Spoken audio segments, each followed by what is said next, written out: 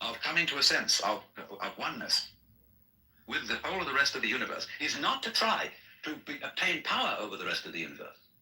That will only disturb it and antagonize it and make it seem less one with you than ever. The way to become one with the universe is to trust it as another, as you would another, and say, let's see what you're going to do. Now, in doing that, you see, in saying that to everything else that you have been taught to think is not you, you are also saying it to yourself. Because finally, as I pointed out, you do not know where your decisions come from. They pop up like hiccups. And when you make a decision, people have a great deal of anxiety about making decisions. There's this guy who, farmer, who ordered a help man to come in, and found he was an extraordinarily efficient worker, because the first day he put him on sawing logs. And he sawed more logs than anybody had ever sawed. It was fantastic. But it was all done in one day. So the next day he put him on to mending fences. And there were all kinds of broken fences around the farm, and in one day he had the whole thing done. So he thought, what am I going to do with this guy? So he took him down into a basement and said, look, here are all the potatoes that have come in from this harvest. And I want you to sort them into 3 groups. Those that we sell, those that we use for seeding, and those that we throw away. So he left him at that. At the end of the day, the laborer came back and said, well, that's enough, mister. I quit. Oh, he said, you can't quit. I've never had such an excellent work. I'll raise your salary. I'll do anything to keep you around me. I said, no. It's all right mending fences and chopping wood, but this potato business is decision after decision after decision after decision.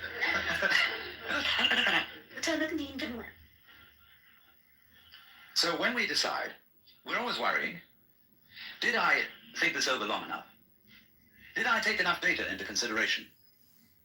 And if you think it through, you find you never could take enough data into consideration. The data for a decision in any given situation is infinite. So what you do is, you go through the motions of thinking out what you will do about this. And then when the time comes to act, you make a snap judgment. And so you get that thing. I mean, I'm speaking a little extremely, making some fun of it, and so on, because after all, we do occasionally get the vague outlines of things and make a right decision on rational grounds. But we fortunately forget the variables that could have interfered with this coming out right. It's amazing how often it works.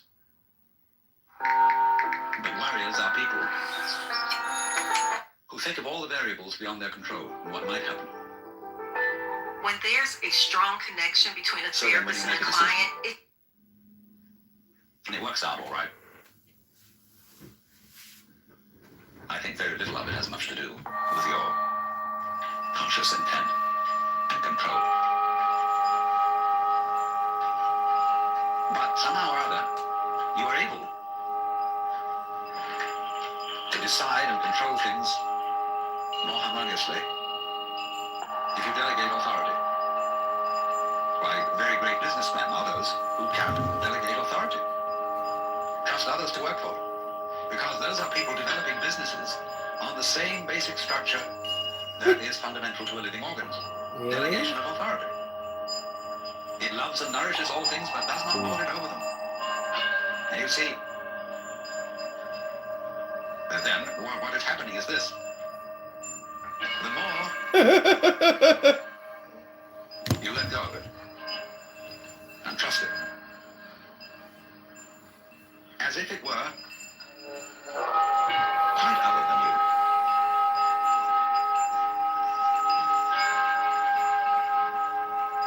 The more you realize the inseparable identity of self and other.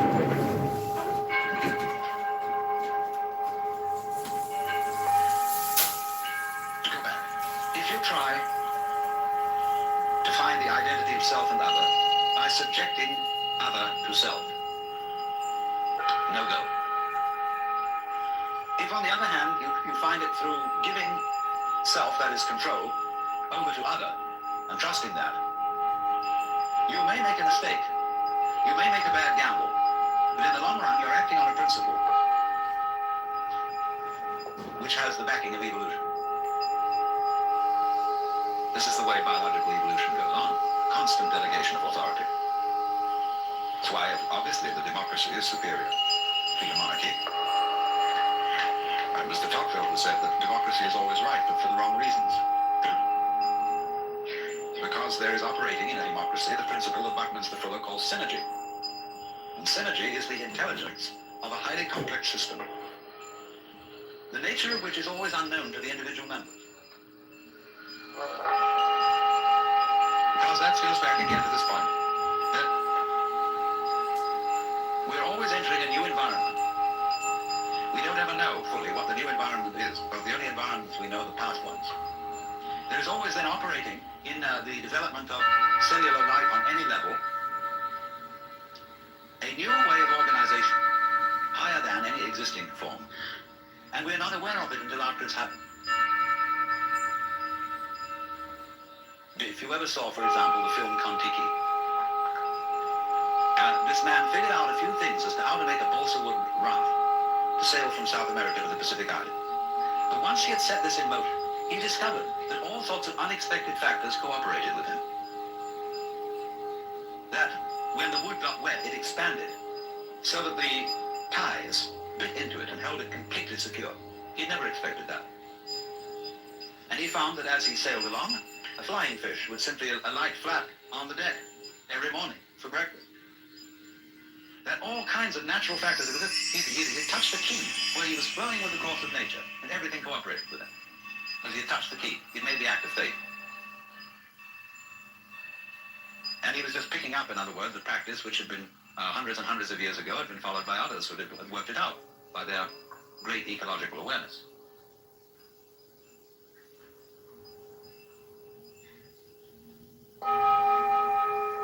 So we do come out of this way of thinking to something which has, I would say, the most enormously creative and revolutionary social consequences.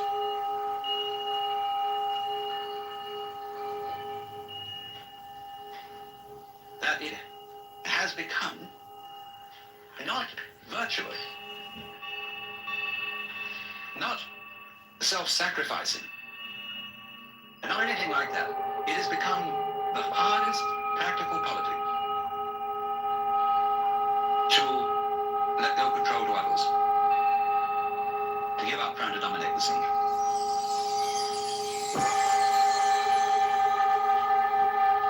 Also, in a parallel way, it has become at this time in our history very much hard practical politics.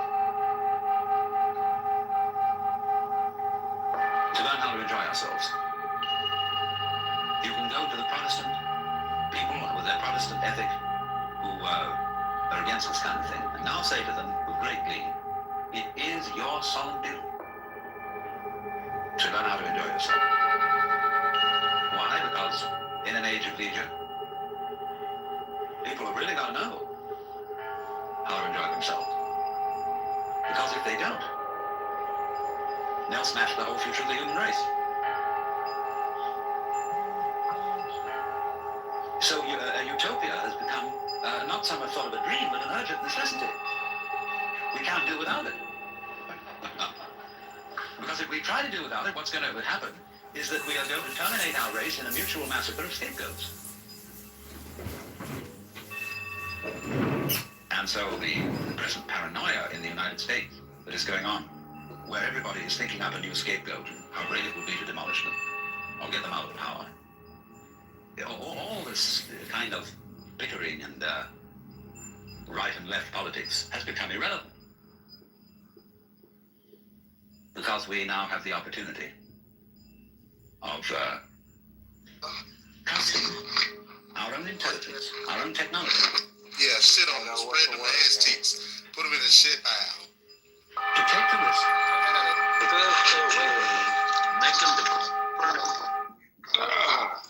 Another low IQ, dumb room, stupid people talk about nothing, wasting time. Shame on you, stupid, dumb IQ, low IQ, dumb people wasting time talking about nothing every day of the week. Every day of the week, every hour of the week. week, wasting your fucking lives talking about nothing, being stupid, never reading a book, dumb, low IQ motherfuckers talking about nothing, wasting time. We need him on our team. Which will work. To the extent that we realize that what I want, basically, what I really want is what you want. And I don't know what you want. Cheated. Surprise me.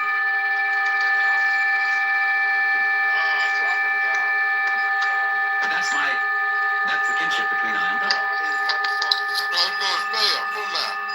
So when I ask, I go right down to the question. Should we start with, what do I want? The answer is I don't know. When Bodhidharma was asked, who are you? Which is another form of the same question. He said, I don't know. Planting flowers to which the butterflies come. Bodhidharma says, I know not. I don't know what I want. But when you don't know what you want, you reach the state of desirelessness.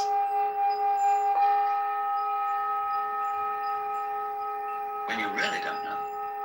You see, there's a beginning stage of not knowing, and there's an ending stage of not knowing. In the beginning stage, you don't know what you want because you haven't thought about it, or you've only thought superficially.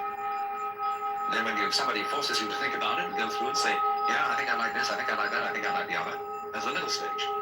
Then you get beyond that. Say, is that what I really want? In the end, you say, no, I don't think that's it. I might be satisfied with it for a while, and I wouldn't turn my nose up at it. But it's not really what I want. Why don't you really know what you want? Two reasons that you don't really know what you want. Number one, you have it. Number two, you don't know yourself, because you never can. The Godhead is never an object of its own knowledge.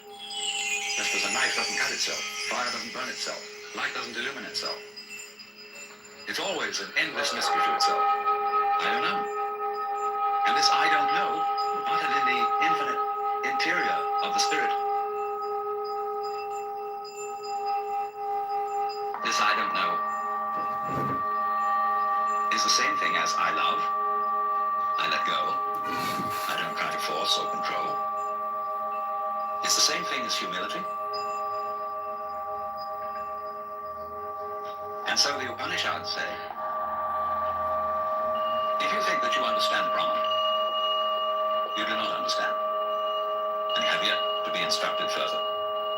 If you know that you do not understand, then you truly understand. For the Brahman is unknown to those who know it, and known to those who know it not. And the principle is that any time you, as it were, voluntarily let up control, in other words, cease to cling to yourself, you have an excess of power. Because you're wasting energy all the time in self-defense. Trying to manage things, trying to force things to conform to your will. The moment you stop doing that, that wasted energy is available. And therefore you are, in that sense, having that energy available, you are one with the divine principle. You have the energy. When you're trying, however, to act as if you were God, that is to say, you don't trust anybody and you're the dictator and you have to keep everybody in line, you lose the divine energy. Because what you're doing is simply defending yourself. So then, the principle is, the more you give it away, the more it comes back. Now you say, I don't have the courage to give it away. I'm afraid.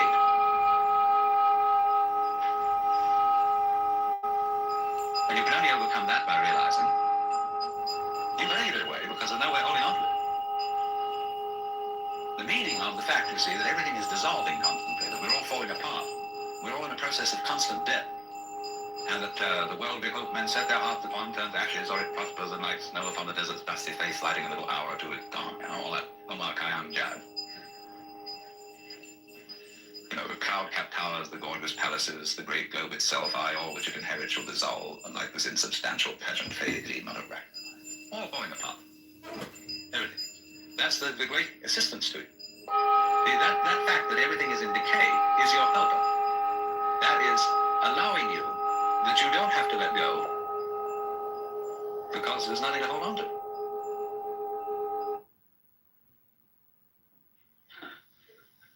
It's achieved for you, in other words, by the process of nature.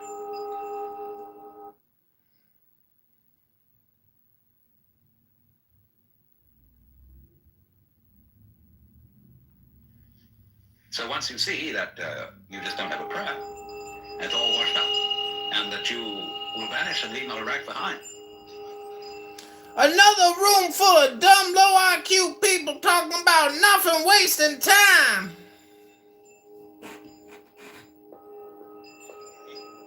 Alright, there were 30 dynastic periods, so only 15 would be cool. He can believe that, but Greeks were so-called black people. They were not European people. Program and how much they were facing backlash And in you some rarely get with that. Republican-led states. That's the main Suddenly you reason find you that's have the the power. why. At least it was listed This on the enormous share access list. to I don't know energy. if anybody else here. But it's that power that came to you because you grabbed it. Came in entirely the opposite way. And power that comes to you in that opposite way is power with which you can be trusted. Of course, what we've been talking about is not so much a set of ideas as an experience, or shall we say experiencing. And this kind of seminar, in comparison, Oh great, another room full of dumb, low IQ people talking about nothing, wasting time. is now being called a conceptual seminar.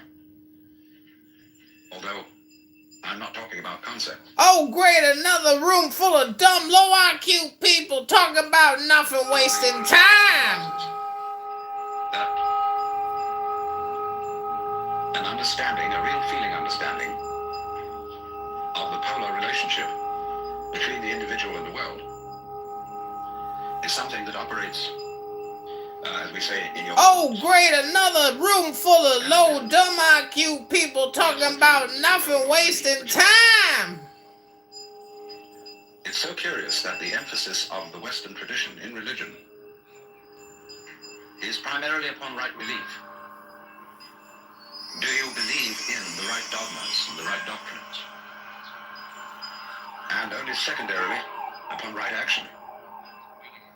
Because what you believe is, in Christianity at any rate, far more important than what you do. Because one is saved through faith, not by works. And early in its history, the Christian church rejected the movement in the church which had been known as... Oh great, another room full of low, dumb IQ people talking about nothing. And in a way, there were some sound reasons for doing so. Because the Gnostics were what I would call anti-materialists. They divided human beings into three classes that were called, respectively, pneumatic, psychic, and hylic. The last one being Hylic, from the Greek, Hyli, or they would call it now, Ili, meaning wood. So the people were spiritual, psychological, and wooden. And that is to say, the wooden people were those most absorbed in materiality and most closely identified with their bodies. And Orthodox Christianity rejected this sort of distinction because of the perfectly correct idea that material existence is not inconsistent with spirituality. This is something which most Christians have forgotten, but they do believe as the central principle of Christianity in what's called the Incarnation, that in the Jesus of Nazareth, Almighty God did in fact become material, become human. And by this process, initiated a transformation of the cosmos. In the words of St. Athanasius, God became man, that man might become God. And you don't hear that from the pulpit very often. The Christian church therefore emphasized pistis, or faith, as against gnosis, or knowledge. Because they said you can never know God. God could never become an object of knowledge.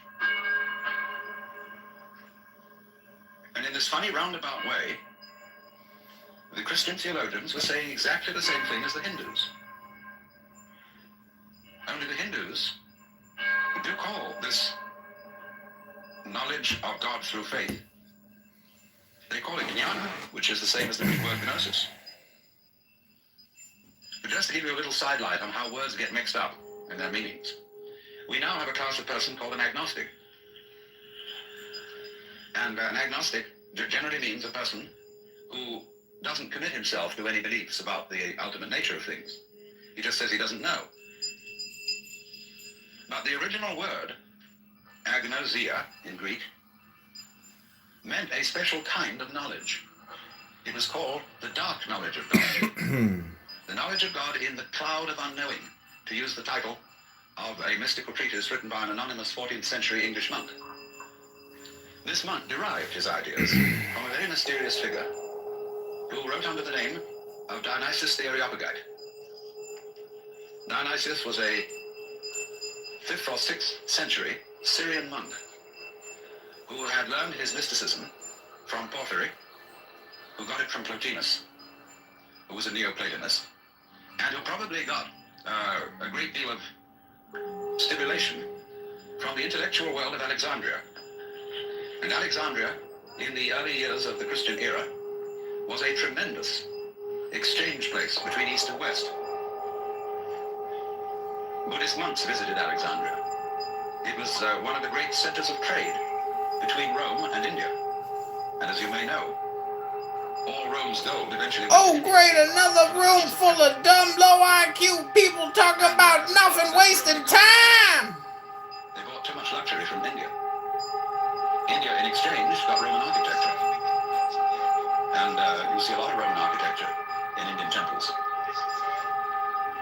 Another room about low, dumb IQ people talking about nothing, wasting time.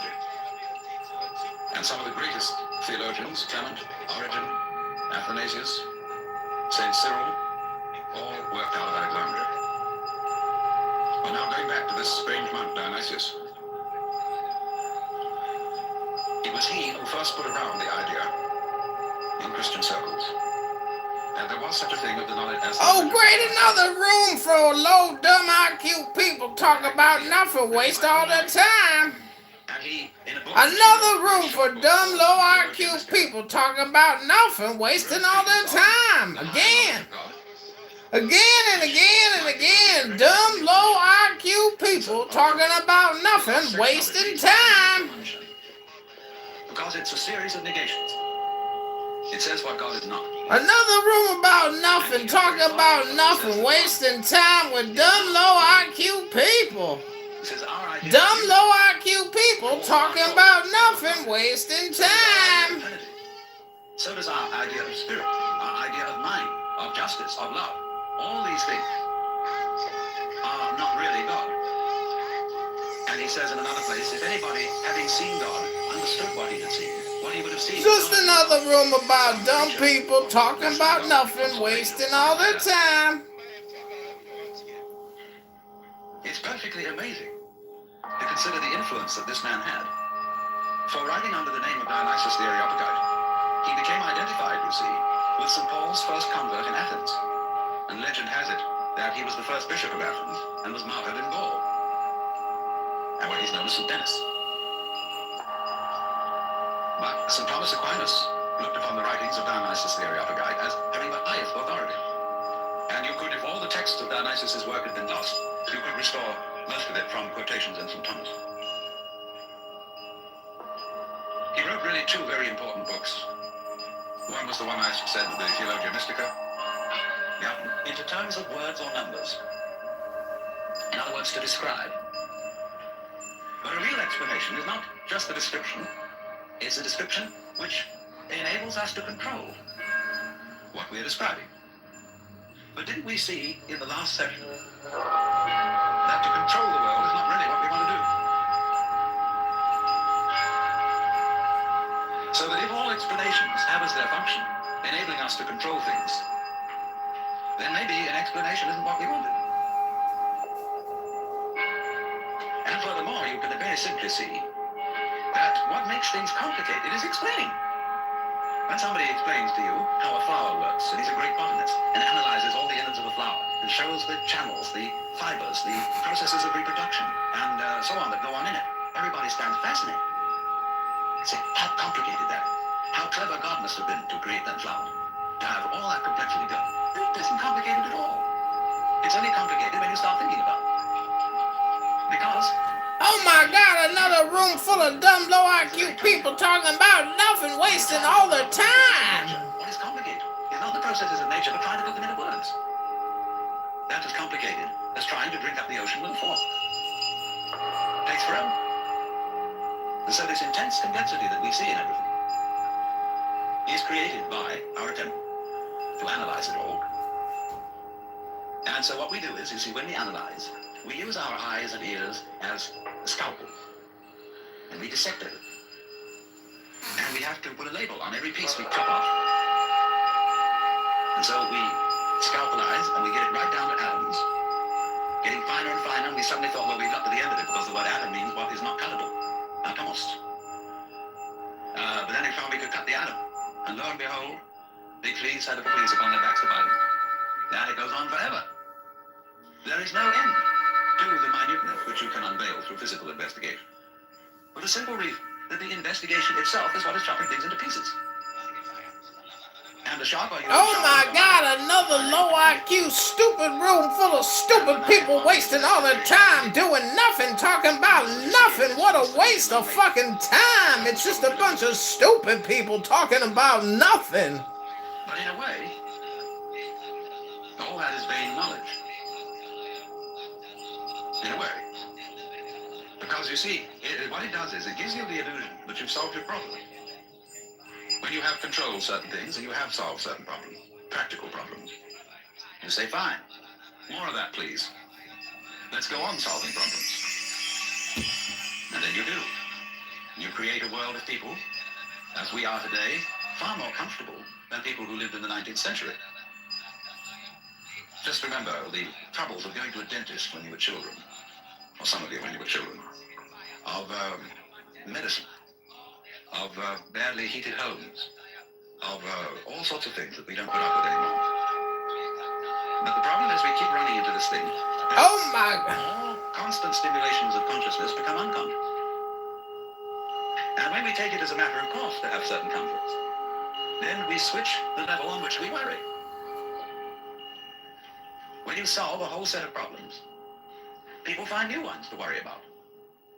And after a while, you begin to get that haven't we been here before feeling. Aren't we just going round on a cycle and doing the same old thing over and over and over again because we don't realize that we're chasing our own tails? By an eternally recurrent process of not knowing who you are. That is the hide and seek. That is the nature of what the Hindus call the Manvantara and the Pralaya, the period of the Manvantara in which the worlds are manifested, and the period of the Pralaya in which the worlds are withdrawn from manifestation. In and out, in and out. Evermore came out by the same door as in I went. And the thing is, to get to the point where you can see that you are doing that in You know what I'm saying? You've gone now to that level. of your You just existence. said that. Yeah. With every tiny little atom of your body.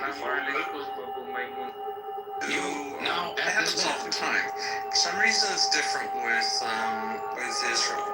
No, I mean, it's not. Normally that's the case. Israel, Normally what you said, Chris, is the case I throughout don't history. think Israel wants Gaza. They maybe No, they don't. control They gave legally. it, no, they gave it away. But technically, winning it in a like you talk about the West Bank, you talk about the Golan Heights, talk about Gaza. Yeah, it was won in a defensive war. But in 2005, they said, "Look, historically not part of our country. We don't want it. Here, have it." So one more thing. So, you know, Israel's strategy, again, they have a lot more leeway, right, with Trump being president and understanding the war that Israel's fighting, that it's not easy and civilians are going to die. They don't have to worry about the pressure of America holding back weapons. But I think Israel also, whether we like it or not, are affected by the international community, right? The more outrage there is around the world, Israel is definitely, they could decide to ignore it. But I think it does affect the way Israel runs the war. And I would like to know, and I'm trying to figure out how Israel is going to fight this next war. Like, why can't they flood This the next tunnels? phase of the war. This next phase of the war. What are they going to do? It's going to be the whole thing over again. Well, that's why I just said before, before I ask the question, I don't know what Israel is going to do. I don't know how they. Why don't they flood the tunnels? I still don't understand that. Because there's not enough seawater in the world, and enough pumps in the world to do that. The volume of the tunnels is just enormous. They tried with foam. They tried so many different things. You're talking something that's larger than the New York City subway system in volume, literally in volume, like length times width times height. You mean, wait, at the beginning of this specific war, they've tried all these things? Yeah, they tried the water. They tried two chemicals that come together and make this instant foam that expands and becomes almost like as hard as concrete. Tried that. Wow, I didn't know it was that. a gel. It was like some kind of fancy gel that they developed just for this purpose. They tried, I think they tried pumping in seawater. Even the Egyptians, when they had the border tunnels that were going from northern Rafah to South Rafah, they pumped in sewage water. In the early, maybe it was the late 90s, they tried it and they couldn't flood the tunnels. It's just so much, it's not like the tunnels have all of these blast doors, so they're kind of like all kind of connected. There are some partitions there, but there's so much, you'd have to just continually pump water, because they're not like, what's best to describe it? They're very porous, so a lot seeps into the ground. So you have to be continually there also. Yeah, it's just a very difficult proposition. I don't believe what you guys were saying about land being taken in a defensive war makes it legal. I think that used to be the case. What treaty changed that? If I'm not mistaken, after Israel won the Six-Day War in 1967, the UN made a resolution that can't happen again. Which one is that? I'd have to look it up. Let me. I thought they said Israel has to give it back, but I didn't know that they changed the doctrine of. They changed the doctrine. Yeah, let me look it up. Defer to history. Well, they're gonna have to come and take it. That's all I gotta say. It's like we're gonna have to come and take it. So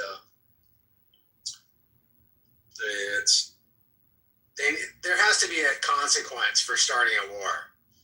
And since they don't care about their lives, they seem to care about their land, and whatever they care about is what we should take. You're gonna have Israel tell everybody to leave this specific area. Then you're gonna have Hamas blocking people and not allowing them to leave. Then there's gonna be tremendous amount of casualties in the beginning, and then there's going to be all these protests around the world saying there's a genocide, and then again it's going to be the whole cycle again, and I just don't know how you avoid it. I guess there is no way to avoid it, but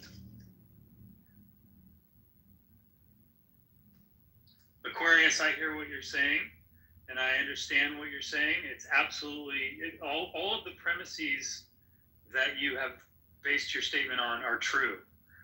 Including the one that Israel does need essentially the support of the international community.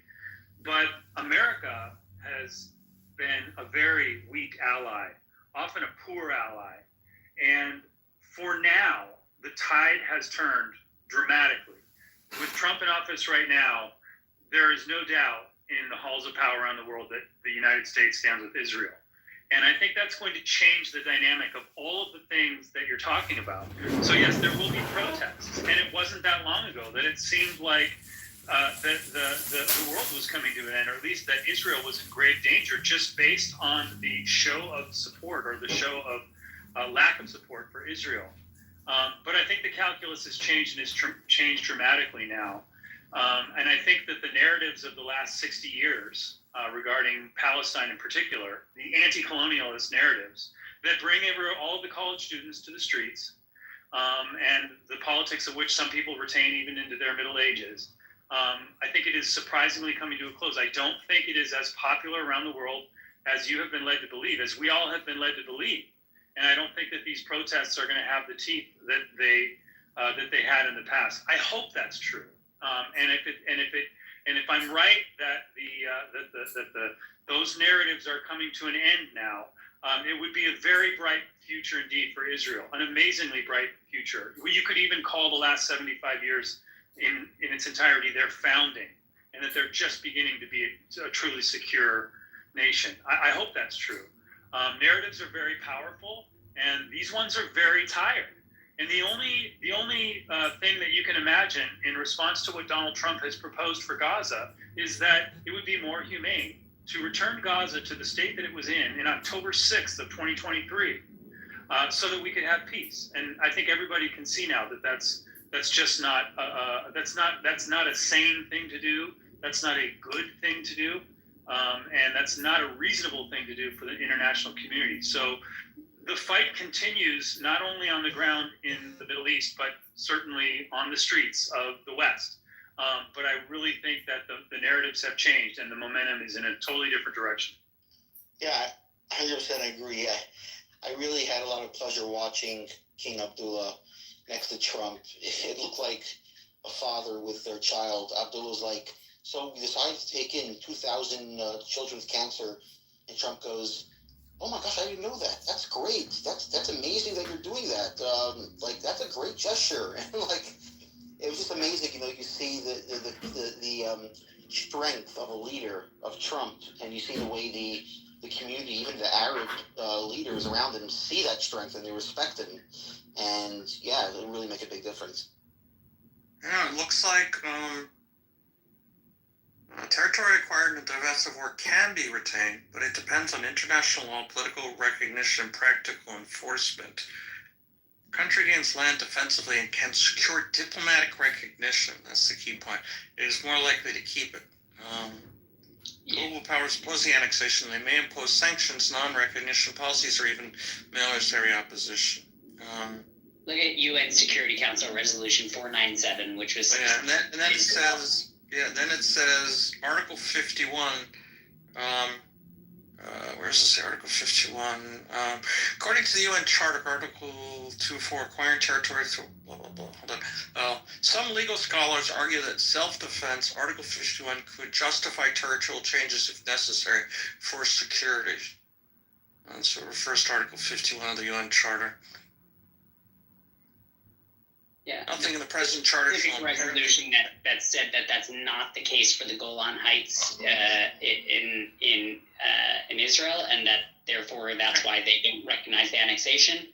I mean, to me, that's the clearest example of necessary land for security purposes, right? I mean, they were shelling it from the north. They were shelling Tiberias. They were shelling kibbutzes. They were shelling everything from the north. I mean, from the highlands of the Golan Heights.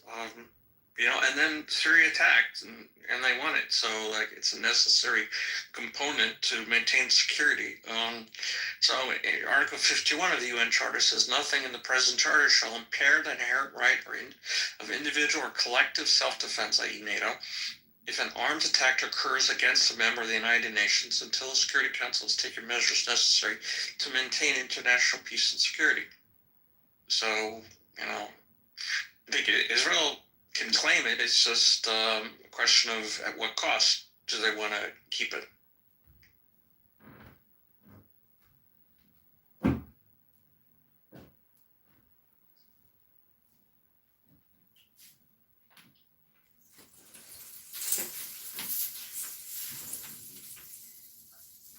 Also, just it says in that article that JB shared up top that Israel now demands Hamas release all hostages. That's not actually the case. That's kind of misleading. They're demanding 9 specific hostages be released on Saturday. Was Trump who demanded all? Trump demanded all, but the article up there said Trump. Trump didn't clarify. He said all. He didn't clarify. Well, that's a pretty clear all. How many more than 9 are there? Well, no.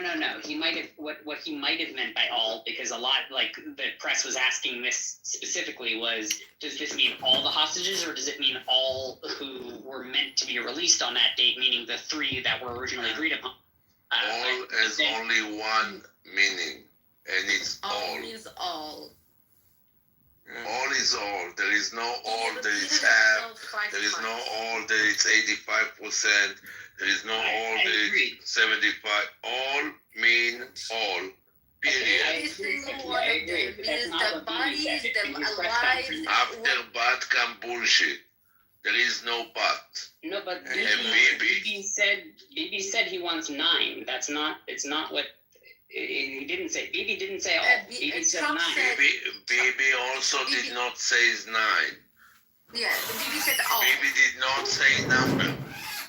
Yeah, Bibi said all this morning. What you hear is interpretation of the leftist Israeli TV channels.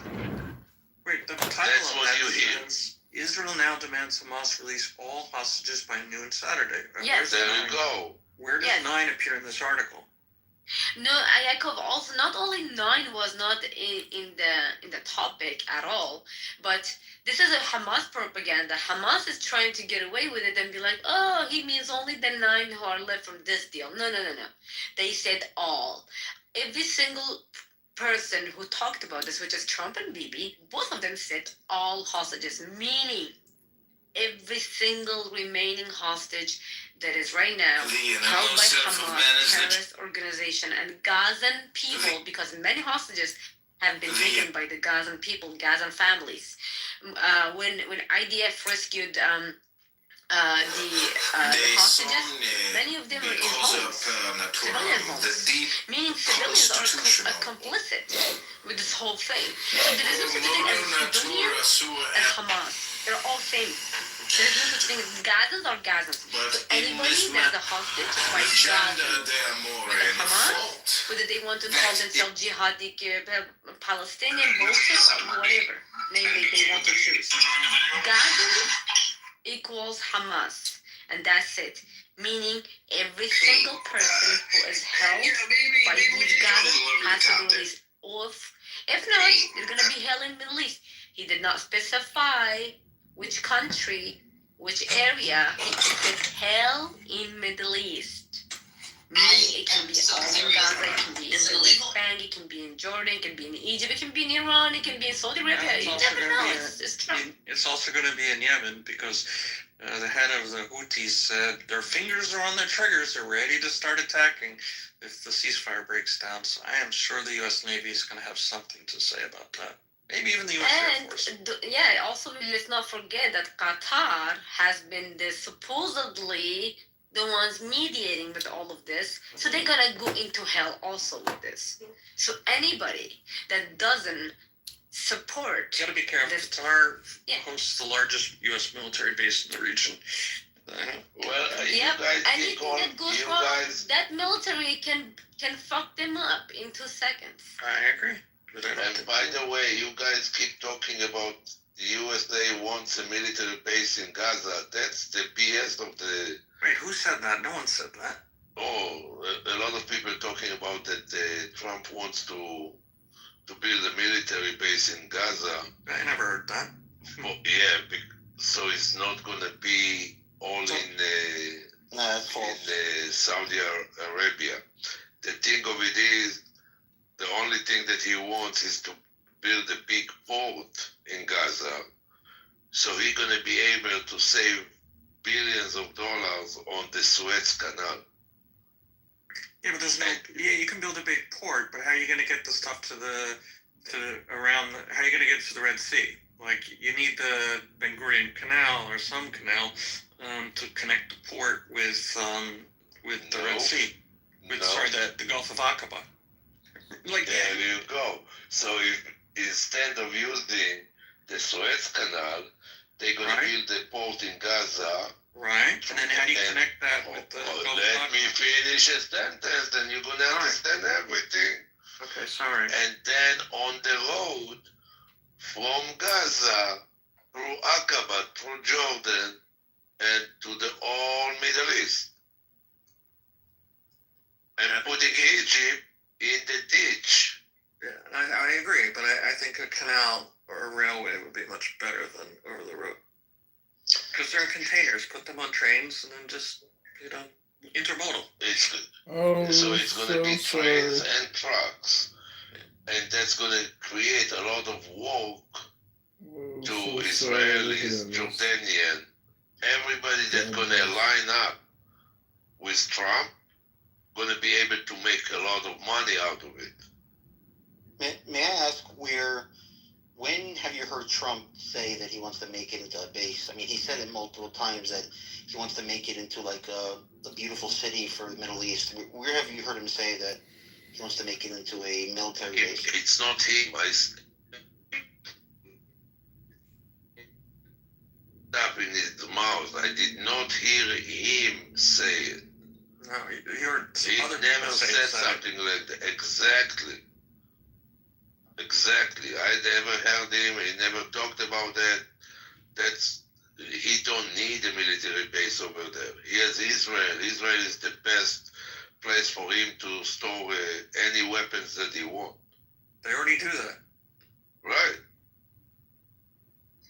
שוקי, ראית את ההודעה ששלחתי? שלחת לי הודעה? כן. רק שנייה. שלום עליכם, שוקי. מה נשמע? Shuki, sorry to cut you off. No problem at all. I get a little excited sometimes.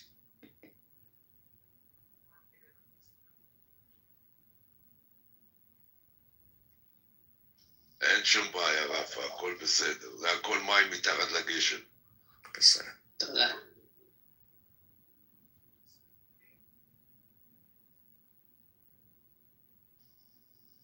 שלום, שוקי. שלום וברכה, טובי. מי זה טובי? משהו חדש. Who is טובי? Yeah, it looks like he's a homesteader. You should like him a lot, Shuki. My name was different. It was Mikhail before Shuki. I haven't been on in a while. I changed it because there's too many Mikhails that were not good guys. Yeah, we've got a Especially Mikhail. Yeah, that cynic guy from Gaza. People would cuss me. They would curse me. I would go into a room and like, oh, is that Mikhail? Like that guy's a bad guy. And I'm like, what did I do?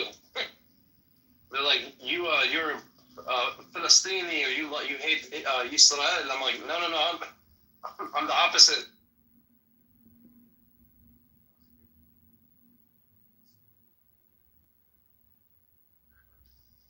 Shuki, how are the cows? Oh, shit. We're waiting for them to give birth. I saw a video of miniature Shetland cows. I want one for my house. They're so cute. Oh, you want to see something beautiful? Hold on a minute. Sure. Hold on a minute. Isaac. You will love it. The miniature horses are really cute. Oh yeah, miniature houses, miniature donkeys are cute. And, as people, we like take these things and selectively breed them to whatever we want. I don't know if it's good or bad, but the end result is pretty cool. Yeah. Yeah, I guess that's how they make draft horses. Yeah, they selectively bred the largest ones. So, I mean, they do the same thing with fruit. They're obviously different, but... Yeah. Shuki, did you get a new handle, a new account?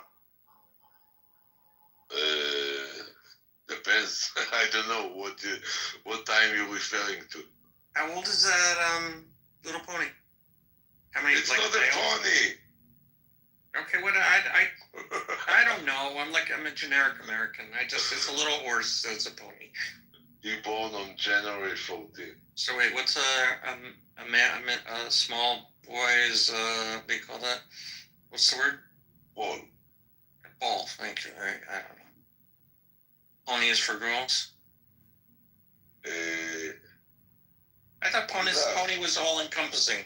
Just small. Pony is broad. The mare. How you call It's a mare. Baby horse that it's a female? We say foal. You can say a foal, but a mare is typically an adult. A female, it's a filly. Right. And a boy, it's a foal. But in colloquial English, a pony is just a small horse of any gender. Yeah. It's just like it's a low height. No, it's just it's not mature. A pony is like Low it's height. like a little kid. No, low height. I have smaller to the ground. I have 2 ponies in the Really? in So my yard. adults? They are over. Yeah. They Adults are steal a pony if they are less than 14 and a half hands, it's considered to be a pony. What do I know? I've been using that word incorrect my whole life. But yeah, this video that I sent you, it's 10 minutes after he born. Wow, that's cool. Walking in 10 minutes. Yep. I like the same videos of horses. Elephants giving birth. Yeah. Oh my God, that's amazing. Yeah, that is amazing.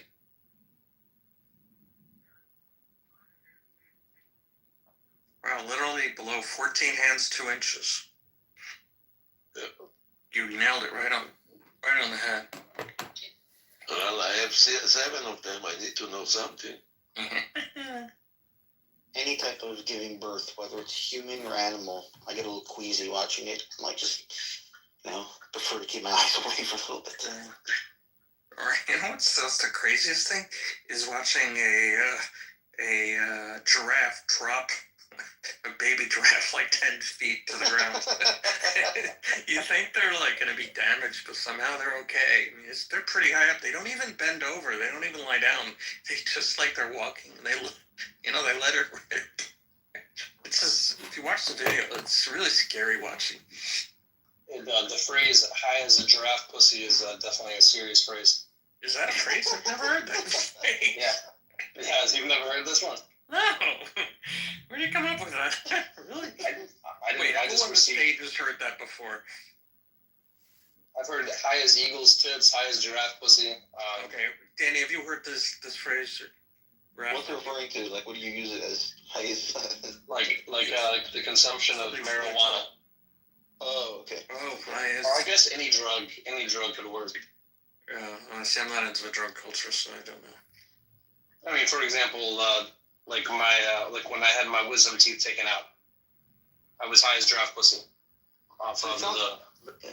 Sounds better than high as a kite. Yeah, kites are supposed to be high. Arguably higher than giraffe pussy for sure. Yeah. I always find it funny when people get so amazed at how quickly baby animals are up and walking after they're given birth, but really we're the outliers. Like humans are the only ones that aren't like that. Yeah. I think that's why people are amazed that they're up and... when you think about it, they have to, or those little things would be killed by their enemies. They'd just be food. So, as people, we can protect our young. We can take them, we can hide them in trees, we can hold on, the mother can hold on to them, raise it off the ground, but animals, if they don't start walking right away, they're dinner. Right? That's why I think. They're not the only ones, but definitely the majority are like that. The dumb animals, the animals that are not very smart have to, that's the only way they would survive. Yeah. I love watching deer try to walk as little. That's really cute to try to watch that. But watching a giraffe learn to walk is pretty funny. But within 15-20 minutes, they're walking around like a pro. I don't know how we got the animals from Gaza, but it's pretty good. I don't know, thinking about Hamas animals, somehow they go together. Yeah. I'll be honest with you, in the beginning of the war, when Netanyahu called them subhuman, a chill went up my spine, because that's what the Nazis did to the Jews. They made them subhuman before they started killing them. They said, these people are not human, these people are less than human, they're less than. And we should never, we can say that they're terrorists, we can say that they did evil things. If the moment we make them less than, we're doing bad things. And I think the optics of that were just terrible. You know what's beautiful about Trump plan? What? That now the world cannot blame Israel for that. And has the guts to say something to Trump. But he did. I mean, the world will not remember. But if you look at his statement very carefully, he said Israel will figure it out. Like he didn't order he's them not to do going to anything. figure out. No. You're missing the point. Israel is going to figure out how to bomb the shit out of them. But the land, he is the one who's taking the land. Oh no, I got that point. I thought you were talking about bombing the shit out of them if they don't get hostages. To bomb the shit out, of course. He said, America gonna supply the bombs, and Israel gonna figure out how to do that. He don't want.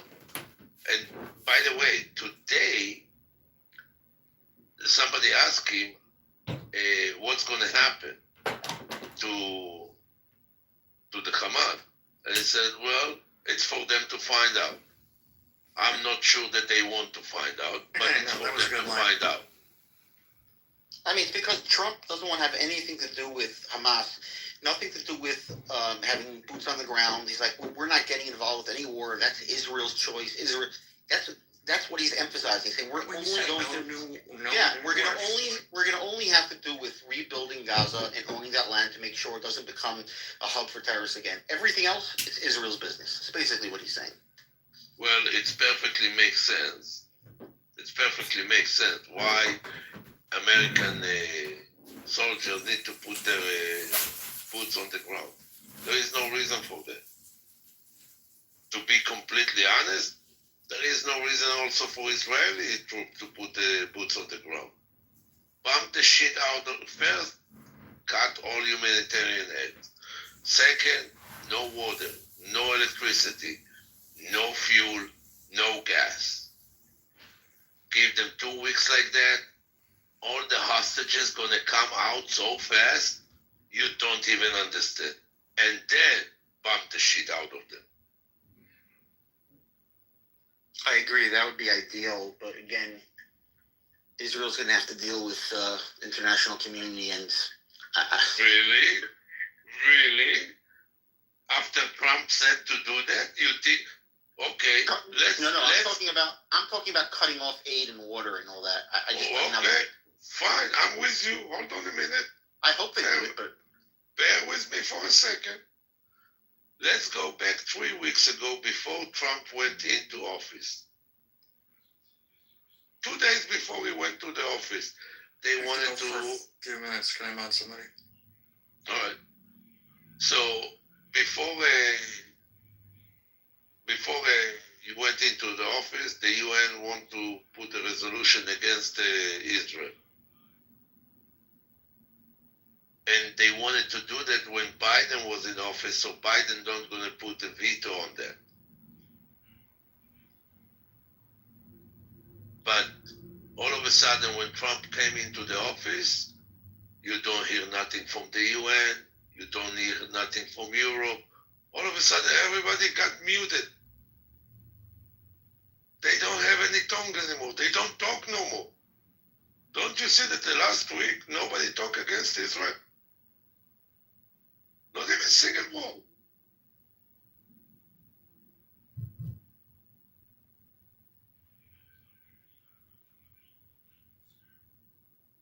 They all become to be puppets.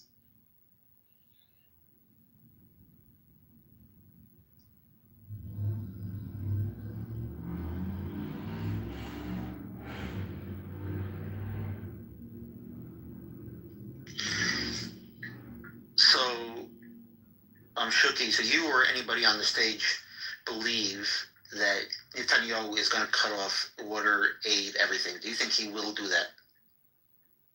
Well, I'm going to tell you why yes. What he got from Trump, this visit, in the wettest, in the most wet dream that a human being can dream, he couldn't dream a dream like that. So now, to go against what Trump said that should be done, it's the most stupid things to do. If somebody giving you such a long leash, you should kiss his feet and lick the floor before he's stepping on. I understand, but Trump never said to block aid and water from the. Oh, he said it in the interview. He said it in the interview. Oh, definitely. I must have missed it. Okay. No humanitarian aid, no electricity, no water, and bomb every building that's still standing. If they did that in the beginning of the war, you're right. It would have been over a lot faster. It almost was. It almost was, exactly. Biden was the motherfucker that flipped that. It was already a conversation between Hamas leaders to release all the hostages because they were starving already. Wow. And then when Biden started to come out publicly, and there was all that daylight between Israel and the U.S. and they were demanding all the aid goes in. That's when the leadership decided, okay, we got a second breath. There was this I don't remember his name. I can find it if I really look. But there was an intelligence officer who gave an interview recently that said he had inside monitoring. He was watching a conversation between two, because they can hack. They've hacked into a lot of Hamas leaders' rooms, whatever, cell phones. So he was watching a conversation between two senior Hamas leaders, and they were saying that they need to just end the war, give back the hostages. They were never expecting such a harsh reaction. And then another Hamas leader came in, had overheard them and came in, and he had the two leaders that were speaking like this. He had their wives assaulted sexually, and I don't know, Shuki, you remember the details? That's most of what I remember.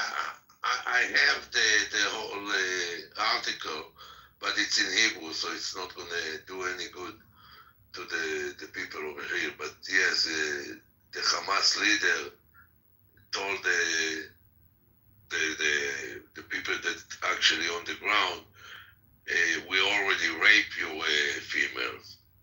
If you're not going to obey what we're telling you, we're going to send you their head after we're going to decap them.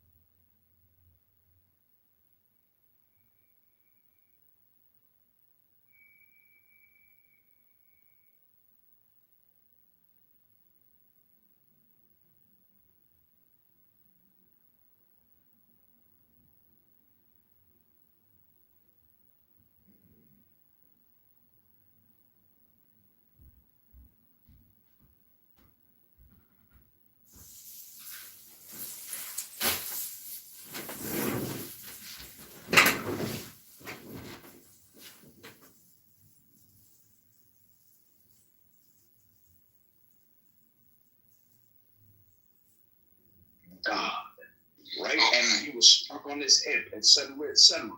Right? And if you want to use the I guess, what would it be? Their genealogy, so to speak, the genealogy from Jacob. Or whatever, like a lot of words have been shortened. And then they also used to have a much wider vocabulary. There's a lot of words they used to use that technically are still English. They think there is something going on. I have to clarify the words that you're saying. You said you opened your third eye. Was that the words you said? Yes. Was it a brown eye, or No, the third eye is an etheric eye. What color was the eye? Was it a brown eye? Was it a green eye? It's an etheric. Listen to me. It's an etheric eye. Look That's right. what the third eye is. Look deep into that brown eye. It has nothing to do. I did not say brown eye. What's your fixation about brown eyes? Do you have a thing about brown eyes? I was just wondering what the color of this eye, this third eye. No, eye is a metaphor. It's a metaphor. Right. It's not an actual. It's not an actual eye. Yeah. And it doesn't actually have color. It's an etheric eye where through that third eye, if it's awakened in the proper way, you would see the spiritual one and you would see the truth. Now, Zayd, what about my? I opened up my second cock the other day. Okay. Now, you want to do bullshit stuff? Listen. Wait. I took off my pants and I looked down and magically I opened it up and there was. I had two. No, I'm not talking about Japan. Don't make me... Listen, I appreciate your sense of humor. It's amazing. I know. But I'm not I love trying it. to bullshit you. I'm not trying to bullshit you. I'm trying to direct you. If you want to know your own truth, who am I to tell you your own truth? You know, who am I? You're the only person who's going to direct that. But I highly advise you to seek spiritual paths. It's very important. If you want to know the truth, go for the spiritual path. Do plant medicina. Do deep spiritual. There's a lot of ways. This is the beauty of this life. They tell you all roads lead to Rome. I say all roads lead to God. Wherever God is for you. The asylum seekers find refuge. So my perspective of God Spain, will amaze you. Norway, Canada are taking a lot of. Going to be taking a lot of Palestinians, a lot of watermelon people. Huh? Thankfully, I don't live in Ireland. Yeah. Well, thankfully, I don't live there either. I'd hate to live in such an anti-Semitic shithole. So. Really? Really? Maybe I should move there. Maybe you should. I mean, you'll fit right in. Fit right in. I know. Well, they're like my cousins. Who's not? That's okay. So. Can you train a dog to be anti-Semitic? What do you think? Probably. It's a learned behavior, so I imagine. So, if a dog could recognize a Jew, does that make it an ethnicity, or is it still just a religion? I mean, how would it exactly recognize them? Like through the smell? Like maybe they smell different. Jew trolls are pretty obvious. I mean, Jews smell, right? They smell a little like money. So yeah, isn't money the dirtiest thing in the world? I know those filthy, dirty, rich. I think you definitely smell that. I was gonna say I smell like the so. That money is disgusting. You didn't say money. I wish he smelled like money. I smell like money. No, you don't smell like money. You smell like a cowboy from Texas. At least I don't smell like shit. Just saying. No, but your facial expression looks like it smelled shit. That facial expression is dumping a big load of watermelons out of me. After I can shoot them up. Well, be careful, it gives you diarrhea if you eat too much. You have to forgive me. What's the watermelon reference? Like, better out I than thought watermelon was word. for black people. It's for Palestine. So I'm a little Black people have dystonia. This is a TikTok thing or something. Can the low IQ, excuse me everyone, but can the low IQ dumb people in this room please let me know, do you hate the N word people more than the J word and the Z word people? Which one is it? Thank you very little. The most, Alan. I hate myself the most. I'm a self-hating. I had a case of self-hating JDS. Okay. It just depends if you mean. I'd just like to remind everybody that the subtitle to this room is Low IQ Dumb People Wasting Their Time Talking About Nothing. That's funny, I don't see a subtitle. Have I not updated that map yet? Or Welcome to Dinner for Schmucks Part 2. This is called Low IQ Dumb People Talking About Nothing, Wasting Time.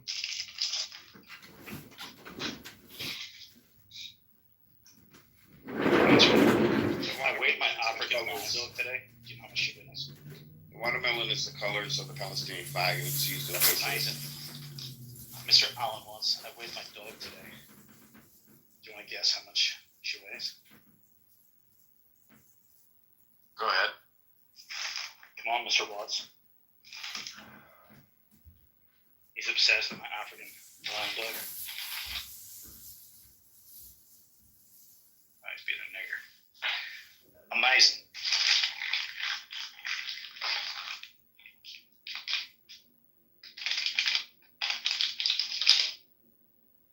Speak up, nigga.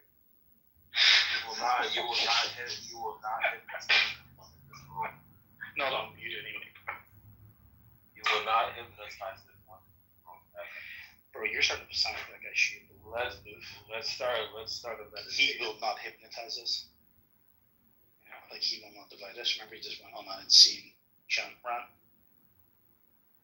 and then they flew a flag, and then 4chan found it in the middle of nowhere, all star pattern, the stars in the sky and flight patterns overhead. They were able to find it. Now, that's the sort of stuff that makes the internet warm my heart, actually.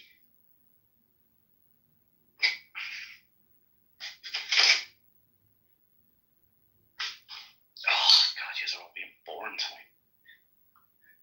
Everybody's just waiting for the war to start. Maybe we should start a few false flag operations in Israel. Really get the party started. Tim, do you think you could get in there safely? Or do you think they have you on a list already? I'm on a list, bro. Dude, do you know how many? There's over an hour consecutively of me playing the Jews and their lies. Yeah, I'd say I'm on the list. Okay. I've pissed off enough of them.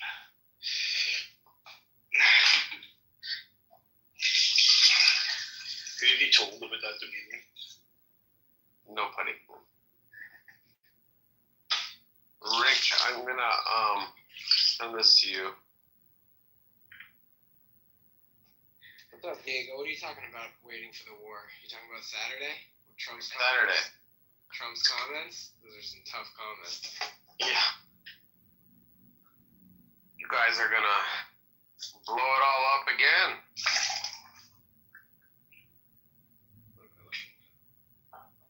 The NFL is fixed? Mm-hmm. Is it that tweet?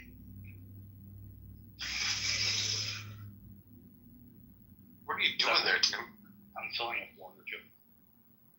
Like that puzzle in Die Hard with a Vengeance? It's Zeus, not Jesus, motherfucker. Yes. You know, this fridge, the other fridge does, but that fridge doesn't have like a water dispenser. So just keep the water jug in it. Right.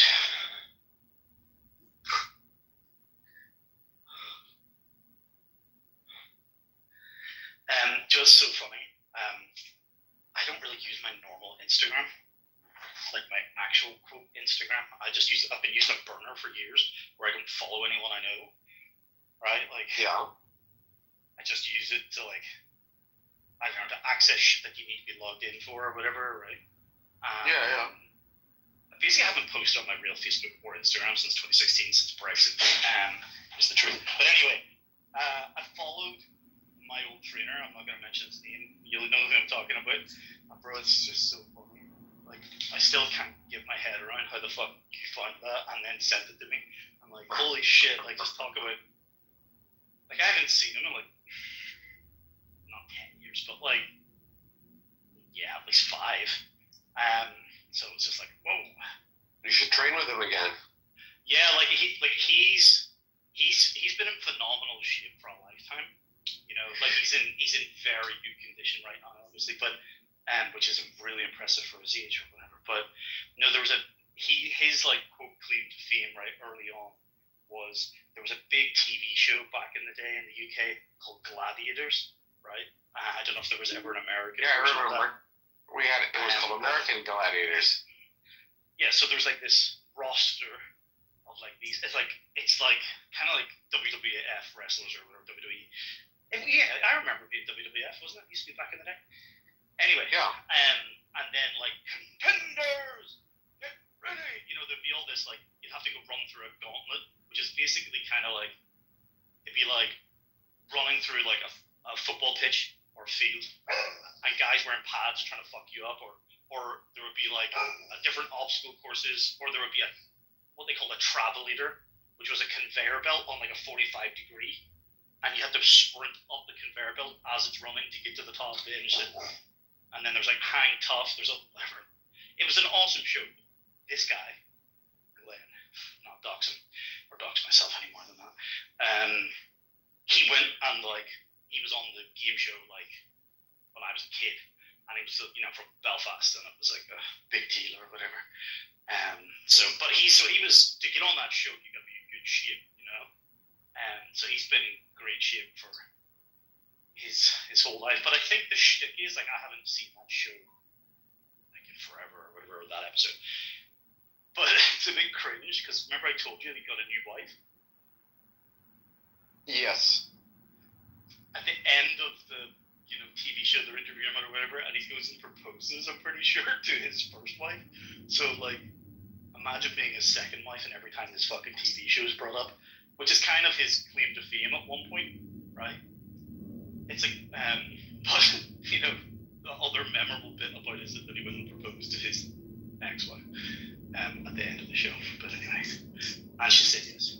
Yes. All right. I know, right? Rascal. Well, you gotta go. Oh, come on, let's go.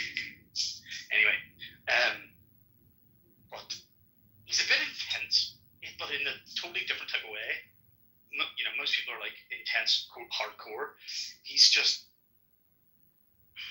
it's kind of the Christian stuff, to be honest. I don't know. I really like him though. I don't really have a bad word to say. Yes. Well, I should get back with him. Get in shape. Mm-hmm. What? I'm gonna work out with him. Did I show you a photo of his wife? No, go ahead, please. One second. John's all yoga. No, he doesn't do weight training. Yeah, he's a fucking faggot, that's why. Rick is all golf. He doesn't work out in the off season. He does like CrossFit type shit. What's that, 45 or whatever the hell that shit's called? Yeah, no, Diego. I actually love the golf off season because then I actually work out. Wow. But I started at the end of golf season walking, which is a beautiful, beautiful workout. Because I even realized that the workout I do now, it's not enough. I still need to walk. But do you not find the training really affects your swing?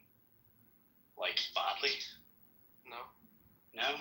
Like, I found an old video I was going to share, actually, although I'm nearly going to suppose I'm going to have to now. Because Lou posted up a video of his swing.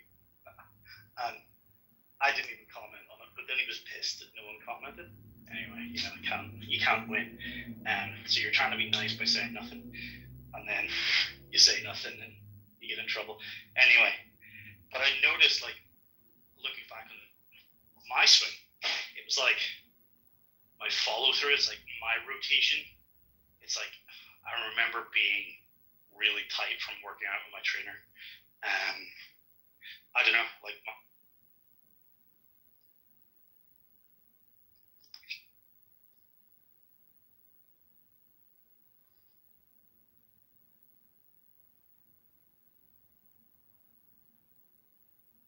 Did he cut out or is it me? Yeah, he did. Okay. Yeah, I agree with Tim. You cut out, Tim. I said training 2 or 3 times a week with a PT, and then also having a golf lesson once a week at the time. Working out used to really fuck up my swing and make me really stiff, is kind of what I I agree with you on that. So my best swing I've ever had was in high school when I wouldn't do anything but play golf. Oh yeah. But the flexibility and that rotation. Yeah, 1 second when I get on the computer here, I'll send it to you. Also, Lou needed to he needs to look at his swing in slow motion. That's what you really need to do. If you ever go and get a good lesson, back in the day they would have brought a camera and a tripod out with you before, they had those studio booths where you get a lesson with all the cameras, and they're just they can mirror your swing against whoever you want, your favorite golfer, kind of like what you were doing, right? You were you choose Rory, and they would just show you the differences and then play them to you. And there's something about watching it in slow-mo.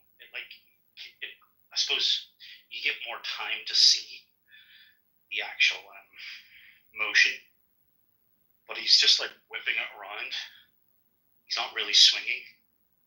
I don't know. That's just a language thing. Yeah, I did that. I did the,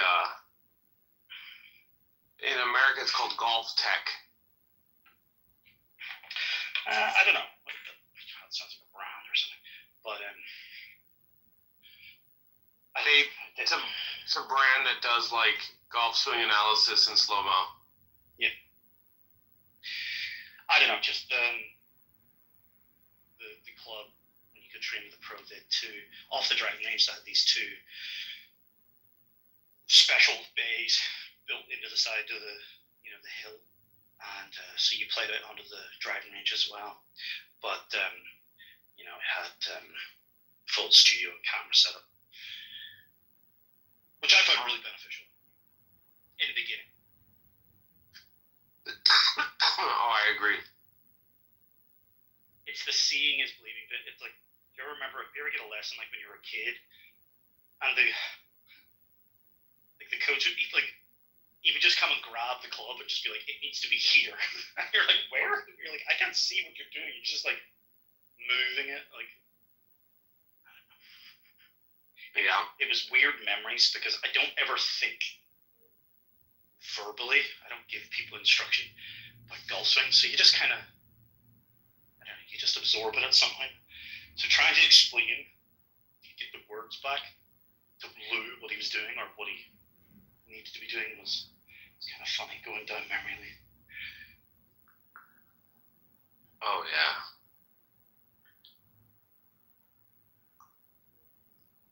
Oh man. Right, you say, and the other thing he was doing, remember he was saying about, you were asking about are the balls going off to the right? Yeah. You were asking, right? It looked like they were. Well, here's the problem. Where the fuck were his feet pointing? He said that he was hitting them pretty straight. I'm bro, you're even way off to the fucking right. This is the problem. Because I used to have a bit of an issue with that, so I would kind of counter. I would position my feet, which is not what you're meant to do. You're meant to improve your actual swing, right? But you kind of sometimes just have to make work what you've got. Than trying to rebuild an entire swing.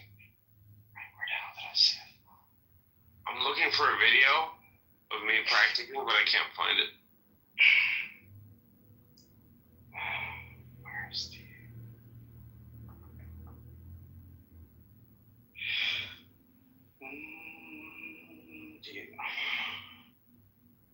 There you go. I should have sent it to you. Should have sent it up. Well, this is the fucking dangerous thing. Did you see this pedo account of someone set up for me? It's the same. It's the same fake account, I think, of the one that mimics Christy. Jesus.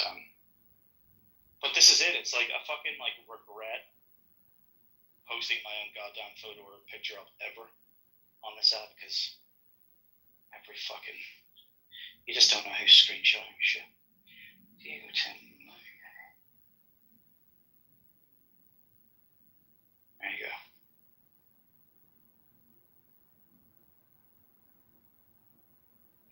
also needs to really. I thought he needs to really slow down his backswing, not actually hitting it, but just actually pulling back.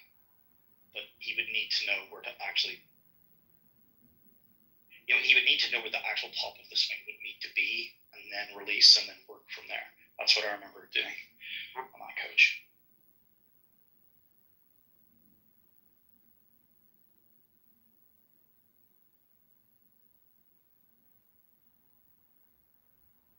When was the last time you did a lesson, Rick? Years ago. I don't know. I don't really take lessons. I just go out and play. YouTube. That's right. YouTube. Yeah, I suppose. Yeah. Did either of you ever watch back in the day? You used to be able to buy these DVDs, like David Ledbetter or something. His name was David. Yeah, I remember David Ledbetter. I remember those DVDs. I think he trained Tiger for some time. DVD. It'd be so funny if someone just like uploaded that to fucking YouTube now. Yeah, look at this.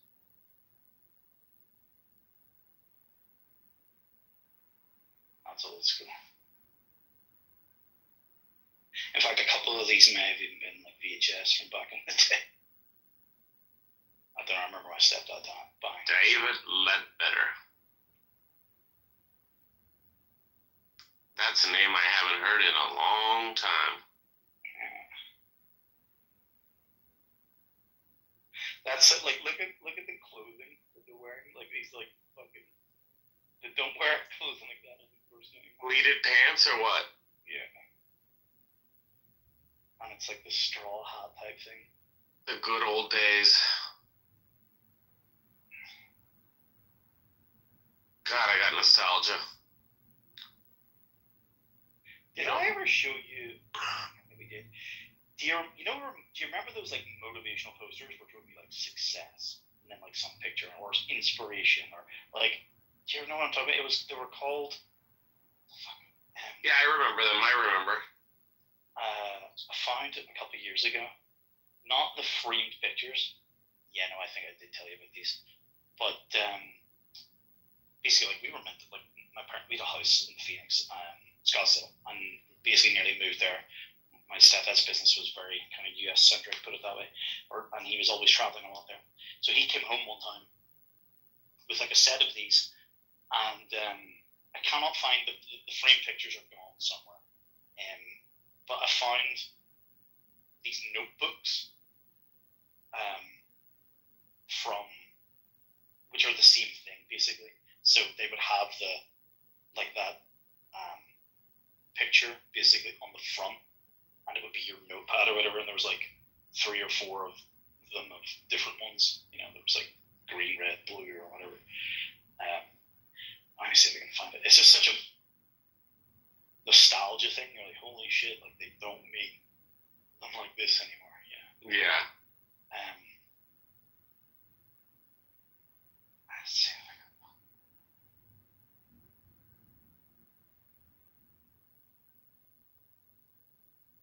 It's stuff like this where it's.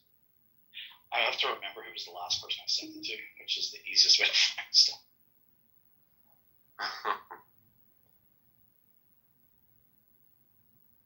Although it's scary if you go to your Apple Photos app and say you just type in dial or watch, and it'll just show you like anything that looks like a watch. It's kind of scary how they're going back and cataloging photos you once upon a time taken. Because it's not for our benefit, it's for the fucking government to be like, oh, look at all these keywords he's putting on.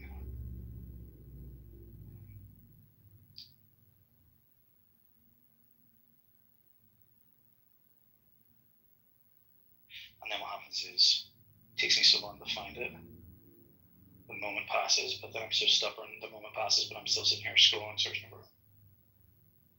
Still looking for a photo of me practicing. I can't believe it's been this long.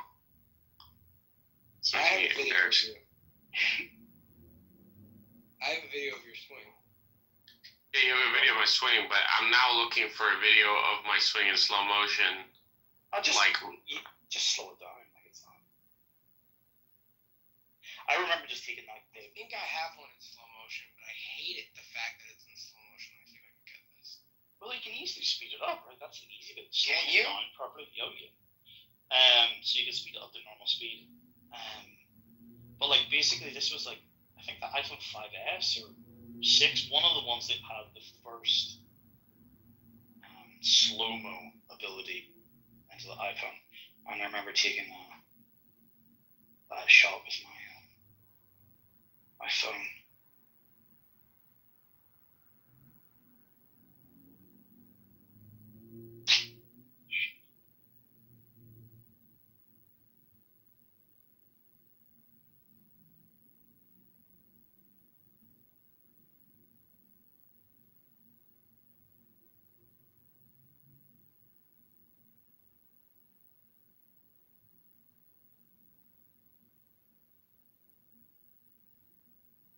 No, you didn't see it yet?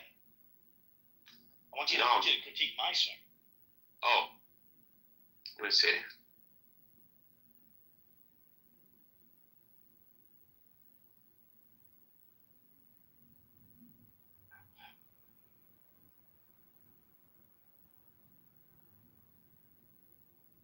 Oh, that's pretty good. That's pretty Is good. John still in the fucking room? Alan Watts? Yeah, he's still. It's very, it's like very easy going. I'm not looking at it now with kind of fresh eyes. Like I'm not. I can tell that I'm tight in the hips. Especially in like my follow through. Like I'm actually rotating. Yeah, your hips are slow. Yep. But then again, if you're like comparing yourself to. All right, how do I speed this video up? Pretty easy. What device are you using? iPhone. No, you're probably gonna have to put it onto the computer. Computer. There's probably some online website that'll do it for you. You know, it's not. Look, it's very easy to speed things up because basically, let's just make up a number. Let's say there are 1,000 images that make up this video. Right? Wait, I could get on my computer right now. What do I do on my computer? I just sent it to you on my Telegram, so I can get it on my computer. That's right. If there's say it's gonna be like 24 frames a second or something, right? But if it's like just pretend it's 25 frames a second. If there's a 10-second clip, there's 250 images in that, right? So if you slow something down, there are no additional images. So if you slow it down, it looks really jerky because it just jumps from image to image and it's delayed, right? But to speed something up, you shorten it and you remove a lot of the images. So speeding something up is very easy because you're removing something, but slowing something down and making it look still okay kind of can't easily be done because there are no new images to put, no frames. So speeding up is pretty easy. You'll be able to do that on your own computer. You can do it in QuickTime if you're using Mac. QuickTime, You on a Windows machine? Yeah, like a Google. Yeah, just do a Google search and there'll be some online service. You upload it and then you'll be able to choose. See if my friend ChatGPT can do this for me. It'll be able to tell you how to do it. Just tell it what device you're on.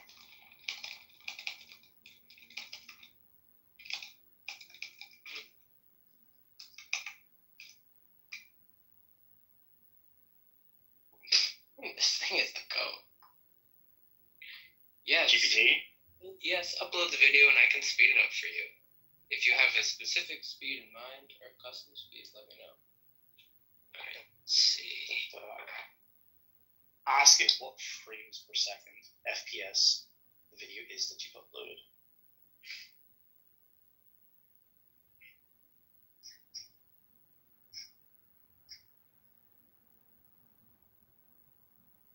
Here, is it on your phone?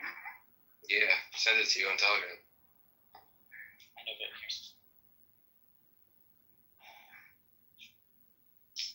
You should just be able to slow it down on your phone in actual raw file in your Photos app. It's stuck at like 4% or something. It's not showing.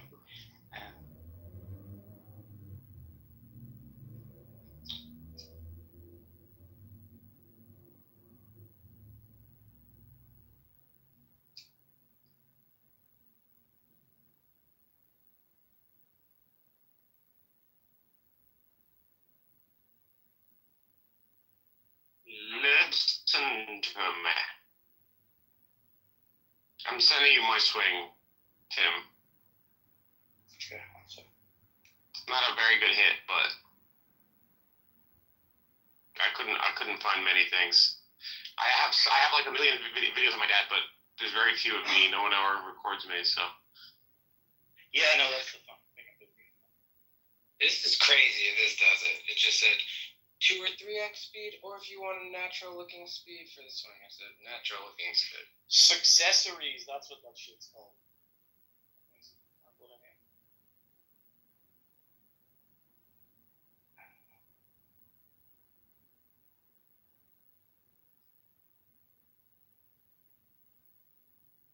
Do you ever remember that? Like, what a vibe that stuff is?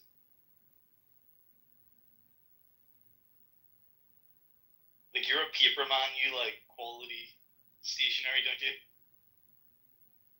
I do love. Take a look at that. How wild is that? For a time warp. You sent me something? Yeah, take a look at that.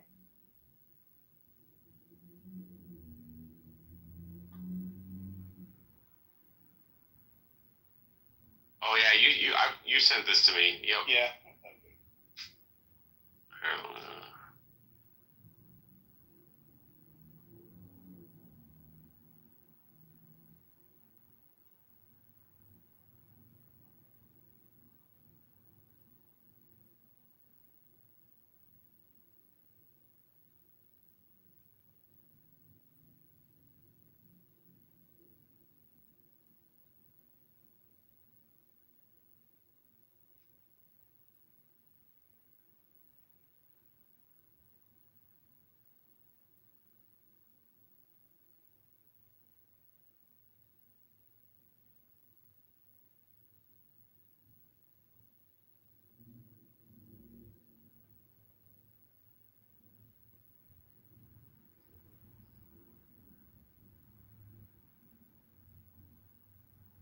Yeah, Lou needs to send that clip.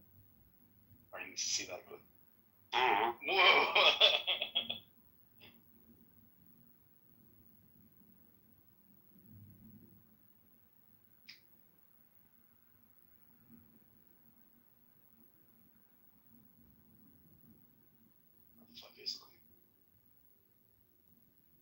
Oh shit! I didn't see Cynic was in here. I didn't see him. Why didn't anybody tell me? Does he play golf? He said, "Let me smoke Tim." I only like girls smoking, bro.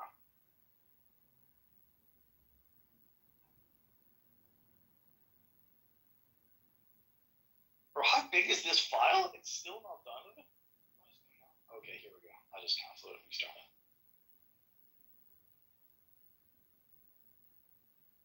Have you seen? Someone was making a comment. Have you seen who is in the room? Actually, my phone's on the windowsill. It's on charge. Who's in the room? No, he left, but I'm seeing if he'll come back. No, who is in the room? Oh, Danny and Rick and John.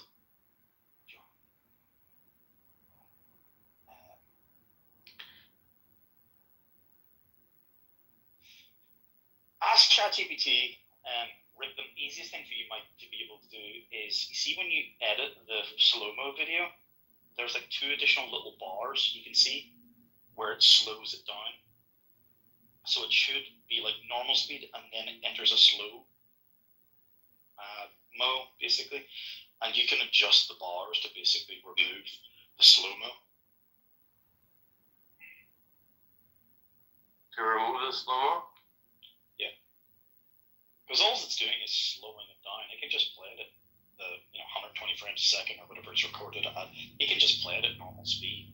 Right. It's intentionally slowing it down because see, like yours is like a minute long, but it's like fucking most of this it's just waiting around. You can adjust the clip so it's just your swing that's in slow motion. Right. Right. But you can only do it really. Maybe you can do it in the Photos app on your desktop, but you can definitely do it in the phone. Right. There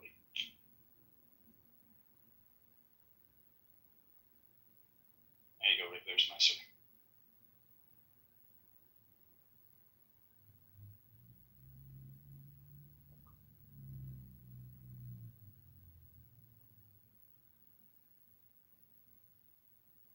Nice ball strike. It's like the most important part, in my opinion, of the game, ball striking. Like, it's probably, realistically, it's getting off the tee, but I feel like that's the obvious most important. I mean, it's honestly, it's fucked up. It's all important. Chipping's important, putting's important, getting off the tee is important. Like, ball striking really is the most, like, for me, if I'm striking the ball well, I don't really care about anything else. I don't know. I've come to appreciate, even just retrospectively looking back, it because I haven't played since before COVID. It's a sin. I need to fucking pick up my clubs. But to me, if I really need to do this my putting because it would sicken me getting onto the green. I can get on the green at 2 in some par 5s. Like I have that in me. And then to like fucking you know, like the 3-putt after getting on the it's just like I've done that. I've done that. It's like 3-putt it's par. so yeah, but it's you know whose favorite part of his golf game is a 3-wood on a par 5 going for it in 2. Bryson? No, Rico's brother. Oh right, really? I love the 3-wood. I love the 3-wood of the rough because it's kind of if it's a good course. The rough kind of is like it's almost like it's a tee, right? It's like it should be like I don't know what the cut of the grass is, or the if it's the fucking Augusta grass or what was it, St. Augustine or some fucking grass. But it's like a totally different cut, and it's like sprung up, right? So like you can really easily get under it, as if it. So I don't know. I love my 3-wood. Yeah. We gotta get Rico's bro on the app or something. He's a pretty good golfer, but can't put it together for 4 rounds. He always makes mistakes. It's mental.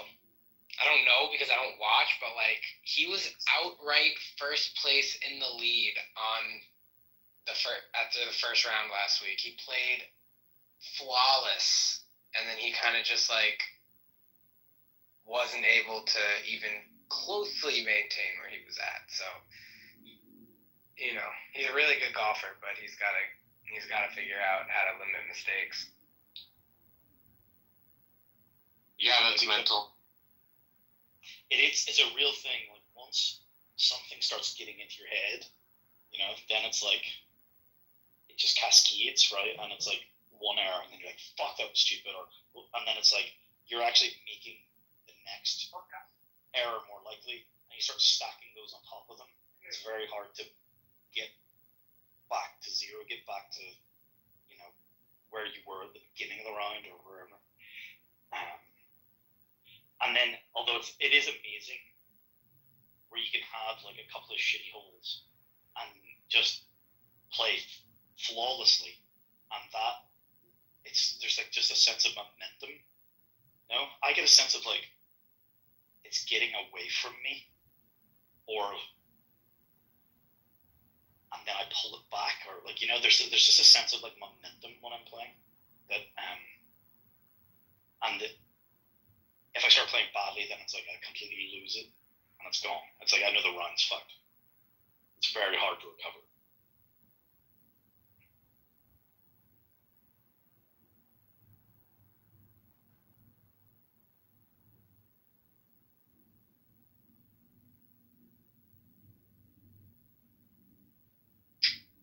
Listen to me.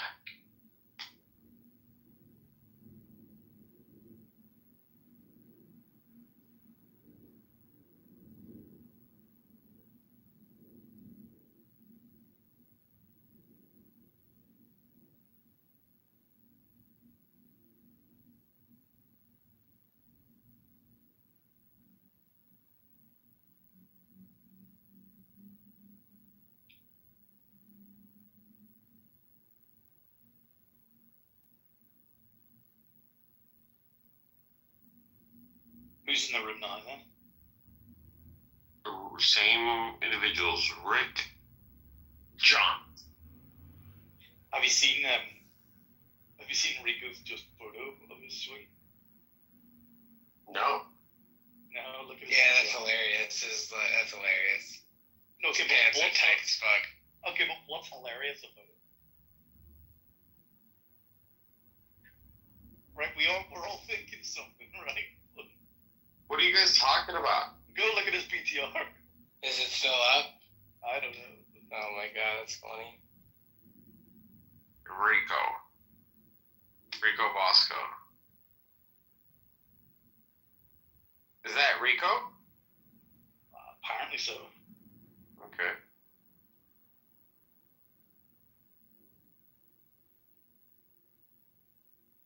No, am I the only one that's gonna follow him?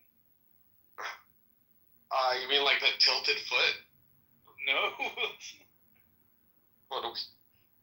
Well, partially actually. Yeah, I did notice something.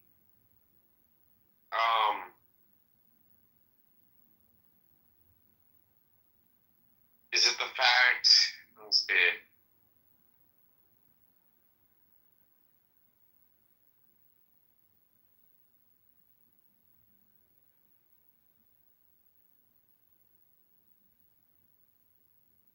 No, it's immediately obvious if you. But don't worry about it. It doesn't matter. It never did.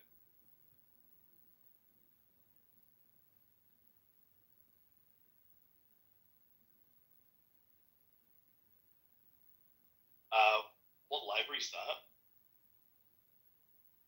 You like that? Well, I find the Windows machine incredibly offensive. That's libraries for you. Library in the United States. Yeah. Well, no, that's libraries everywhere. We had two different computer labs or whatever in school. One was Mac and one was I don't know, some generic fucking. Oh, Joe, they were called RM, and you only ever saw them in schools. But Windows machines, RM. School. Computers. The hell? Desktop computers for schools. That's a different logo now.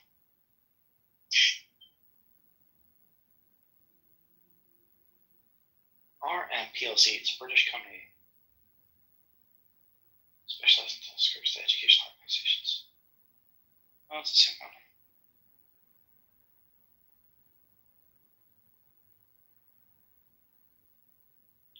Dipshits. In your school, did you all have your own unique username to log into? You could log into any computer in the school. Yeah, but I mean that was a long time ago, bro. Oh yeah. But they were fucking dipshits, right? Do you know why? Because there's obviously they've set up like a network, so you can log in. It's like just a client, a remote client you can log into anywhere. But every machine locally still had an account called administrator, and there's no password set. You just hit enter. So I used to just log in as administrator, and the administrator didn't have like the filtered web browser, then whatever Internet Explorer, whatever the fuck it was, and you could just do whatever you want. I thought, so it was fun. Jesus. I fucking hate Windows machines though. I bought a black MacBook, like an actual MacBook, not a MacBook Pro, a MacBook.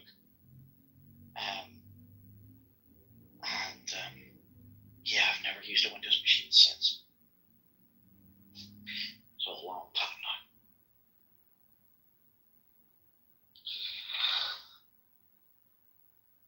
I fucking hate Windows.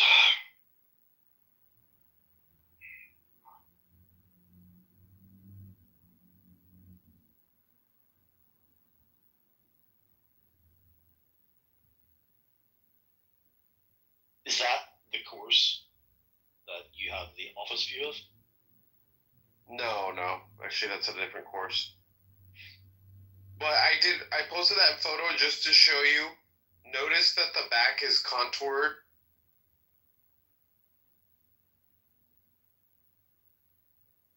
Oh yeah, to the side. Like yeah, that's the side. I mean, like God, like Rory's is ridiculous. It's ridiculous, yeah. Yeah, like because he has the strength and that flexibility, and that's really like what I mean by just how tight I am in the waist. But no, we just helped us right, honestly. Truly a thing to watch them play live.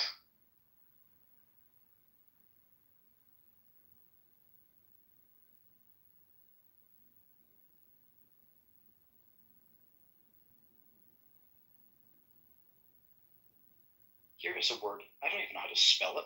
I've never written this word in my life.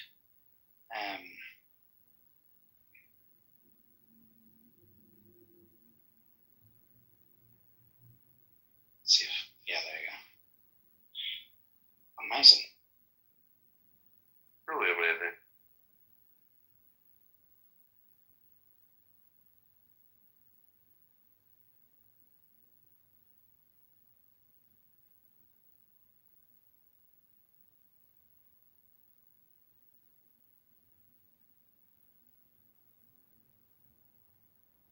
Let me tell you.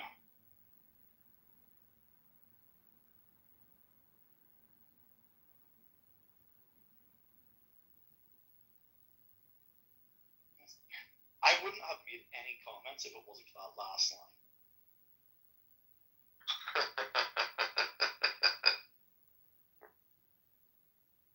It does look like a week.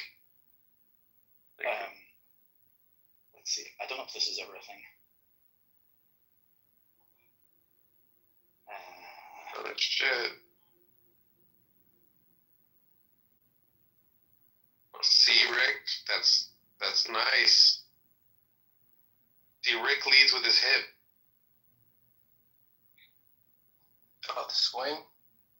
Yeah. You totally lead with your hip. I still got to work on that, man.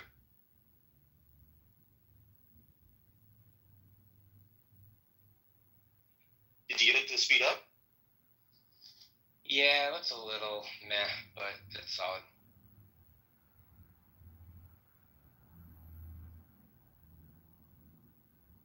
Looks like a well-maintained course. It's pretty good. I'll call your backswing a little like short. Yes. Like there seems to be power being robbed there, but like that looks like it was a good hit. I think. How tall are you, Rick? How tall? Like 5'8", 5'8.5". I feel like when I go back and when I focus on going 3/4, it seems like it goes the full way. So I do think I have a shorter backswing. Okay. Yeah, I think you've like another 45 degrees of an angle to club. I don't hit the. I don't. My drive goes far. My irons do not go far, and it makes no sense. Like a good drive, like I could pipe one, like I don't know, 260, 270, 280 sometimes, but I hit like a 7-iron 160. It makes no sense. Are your clubs the right? How do you have them like? So that no, I don't have fitted clubs. No. I don't know. I suppose for more time than I've not. I've had a fitted. Just slightly longer shafts. But like it made a world of difference. I found. And you know what's really funny watching you watch Bryson's channel, do you? Mm-hmm. Watching him, did you see him try to play with these like Costco Kirkland clubs? Oh yeah, that was great. Bro, okay, well it's amazing, right? But even, in fact, did you see him try to the Tom Brady one where they're like, maybe it's a Tom Brady's channel. That's so weird. Tom Brady's not a YouTuber. Anyway. He was great. Yes, and he was a bit preachy. I didn't mind it in general. Although that course was a little shit. It's like meant to be really expensive. I had to look it up. I was like, I don't know. I didn't like that course they were playing. But it was so funny watching Bryson trying to outdrive Tom Brady not using his custom club for him, right? Which is a totally different degree or something. I don't know what it is. It's like a different. It's like 10.5 degrees, or I don't know what the fuck it is, but it's something unique for him. So Bryson tried to use a normal off-the-shelf club, like it totally fucked him up. So it's just how important clubs suited for you as an individual can make a difference, you know. Or even like going to the Costco ones, how much like it was affecting a pro. Although Joe was also amazing. Did you see where he tried to go and break the course record on a public course? Yeah, he didn't get and it. Like you've seen him nail amazing putts, phenomenal putter. But when the greens and the course is such bad condition, there's no fucking way. You know, like, actually what he says the professional courses are easier because they're in such good condition. 100%. And I've been fucking spoiled rotten because, like, in certainly where I lived in Portugal, the courses are fucking phenomenal. You know, I couldn't imagine playing a fucking. I wouldn't even want to play a course in that type of condition. That they showed on that episode.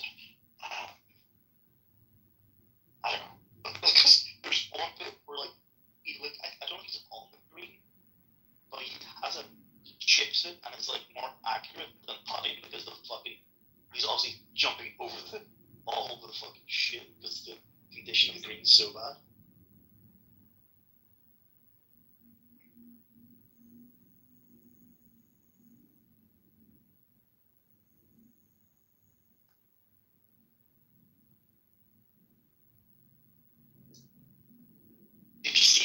Did you see his hole in one? Challenge over his house? Yeah. Yeah. Did you see the video that he got a viewer to do? Yeah, it took him like 5 tries. It's 100,000. Yeah. What? Did you hear about this, Diego?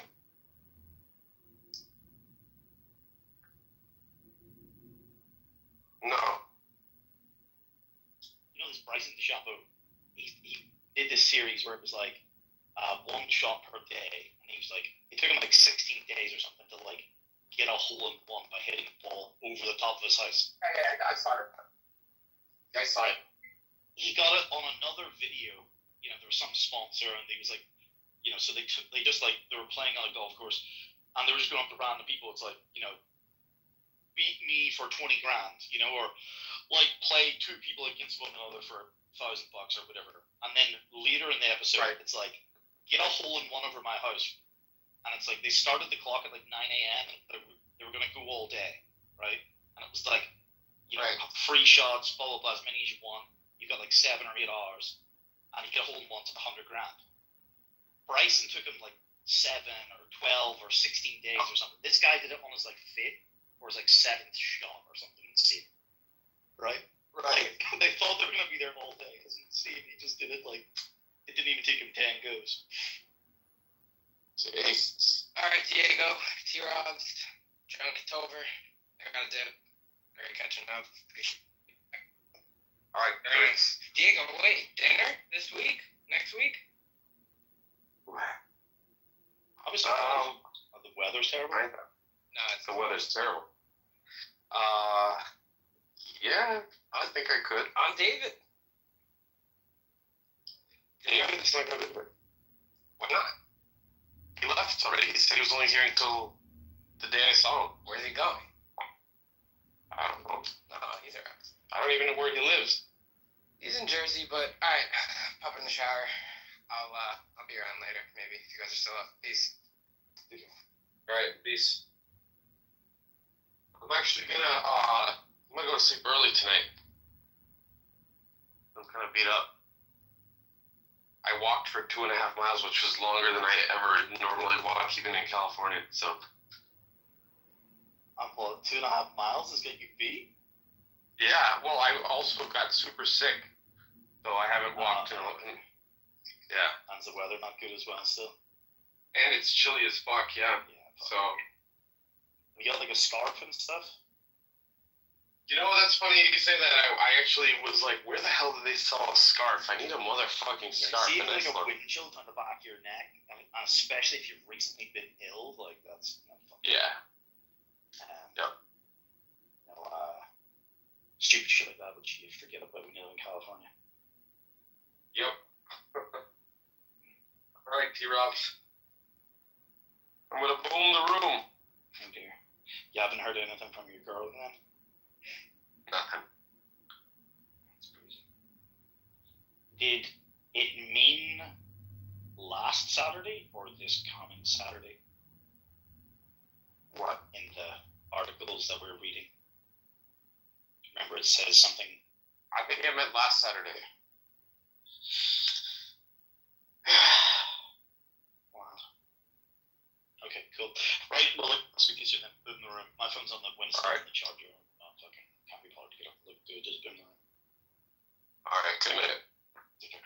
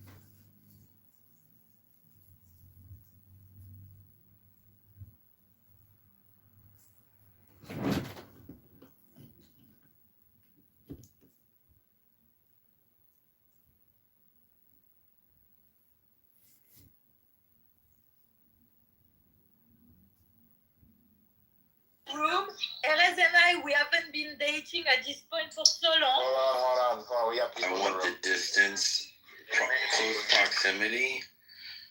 Shotgun's last resort. Yeah, that's, we need the whole arsenal, I guess. But then, you know what, this fantasy of mine, all the Americans has just come up from the southern border, and then, and they have all the weapons, so I'd be fucked. Anyways, even if I had my... You ever watch those shows, the Doomsday, I think it was on the History Channel, and they talk about Doomsday Preppers. I know, it's like, that's why I said it was light. I'm like a mini prepper. It's like more in my head than spending time doing research. There you go, James. Come with me if you want to live. The Terminator.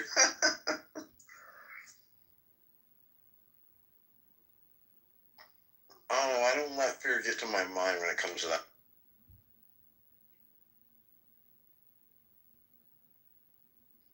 But I do. Get some gold and silver too. I do. I have some. We have a dry storage, canned goods.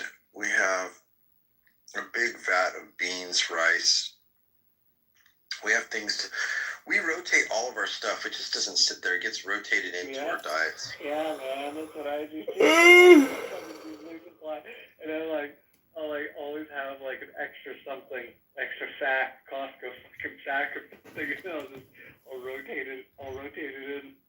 That's the way to do it, man. That's like the pragmatic way, right? That and I hunt. I go hunting twice a year.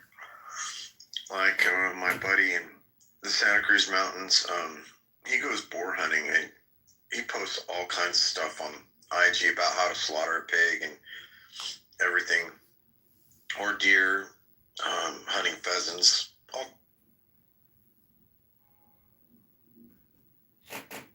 Honestly, you get a good airsoft rifle, you can feed yourself with squirrel and rabbit and small birds. You'll shoot your eye out, kid.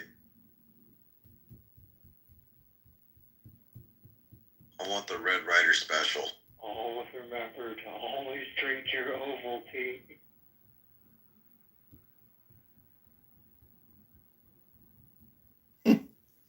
I crack up because I play airsoft with my neighbor, and these kids that play, they're running like they're playing Call of Duty. They're jumping and they're sliding on their knees, and it cracks me the fuck up. What do you mean? What are they doing? Like they jump over obstacles, they slide on their knees, they do dives. I've seen guys break their arms and fuck up their shoulders. Just what? Like playing? Yeah, playing airsoft like they're playing Call of Duty. They're actually moving. They're moving with their guns just like as if you were playing Call of Duty, except there's no jetpacks or nothing. But they're shooting like projectiles at each other? Oh yeah, airsoft. It's like it's a BB gun. Fuck, man. What kind of pellets do you use? You mean BBs? We don't use pellets. That would hurt more. Goggles. No, what's the end? Eye protection. I don't know. My neighbor, he's the one that has the guns. I go with him. I don't have my own equipment. What are the pellets made? What are the projectiles made of? They're hard aluminum BBs. They fucking hurt. Yeah. And they shoot so fast. It's like you have like guns that look like M4s, and it's just like they're not full auto, they're semi-auto, so it's just as fast as you can pull that trigger. Get a bump stock on an airsoft, right? Basically, yeah. I don't like paintball. Paintball's more painful. Paintball, you get more bruises and shit. I've been shot in the face with that. That fucking hurt. Yeah, I haven't played paintball since I was a kid. I remember the first time we played, my friend's like, I bet it doesn't hurt that bad. So I shot him right in the chest. He's like, oh, fuck, that hurts. And then he shot me. And I had like welts all over my arm. My mom's like, what the fuck happened to you? I used to play with paintball. That's it. I'm taking your gun away and selling it. All stupid shit kids do.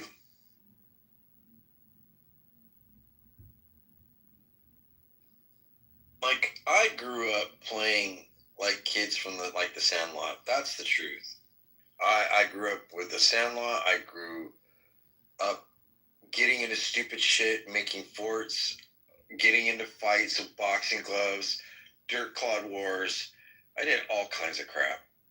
So for me, I had an all-American, growing up.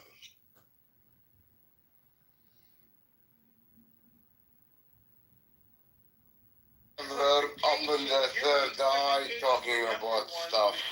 Open your third eye. Open my... What? Open your third eye and then come talk to me, man. What the hell you're doing, man? I have a conversation with you right now. Let's have a conversation now. Oh, he wouldn't do that. Yeah, some of the most racist. Not that was racist, never mind. Anyway. Bro, I wanted to hear what she had to say. I wanted to hear what Library had to say. Can Library finish what they had to say? Stupid black feminism shit. Like, just shut up, bro. Literally, just shut up. It's not hard. It's not hard to just... Hey, Lefty, quit the fucking bullshit, dude. They stuffing those shit here. Nigga love being a goddamn woman, man. Okay, so Al, you're killing your vibe. Like, worry about you your. go back to the black feminism Don't thing. do that. Don't do that, Al. We can't. Don't do that. Because I think all I want to do. This is all I can do. This is all I'm willing to do. I think that is the maturity level. And the reason is because if he does any performances just to quote unquote make her happy, but in his heart and in his authenticity. Agreement, and y'all egging these men on. Yo, don't do that, Al. Don't compare loyalty to a woman. That would.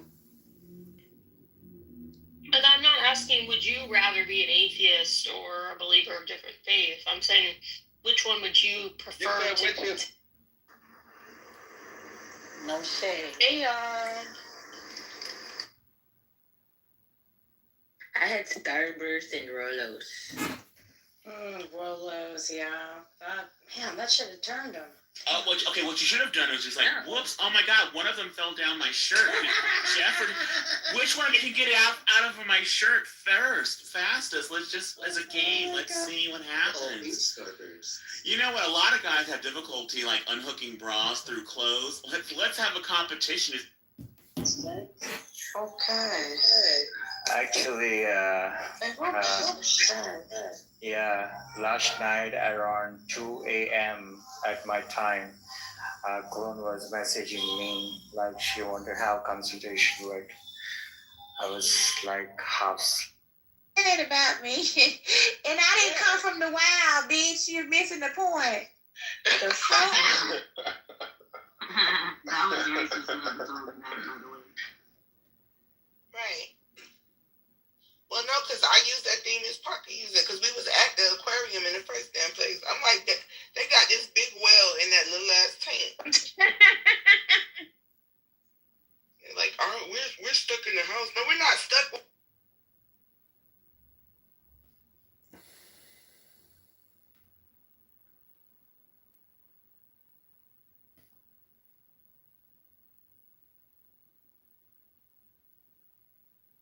Things that take a while to grow in your body and then cut you down.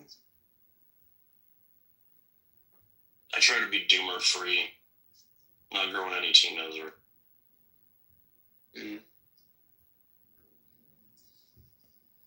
Like a lot of cancers take a while to grow inside, and before they get really problematic, you know, if you could catch them at stage 1, that's like a stage 1A or whatever, that's most ideal.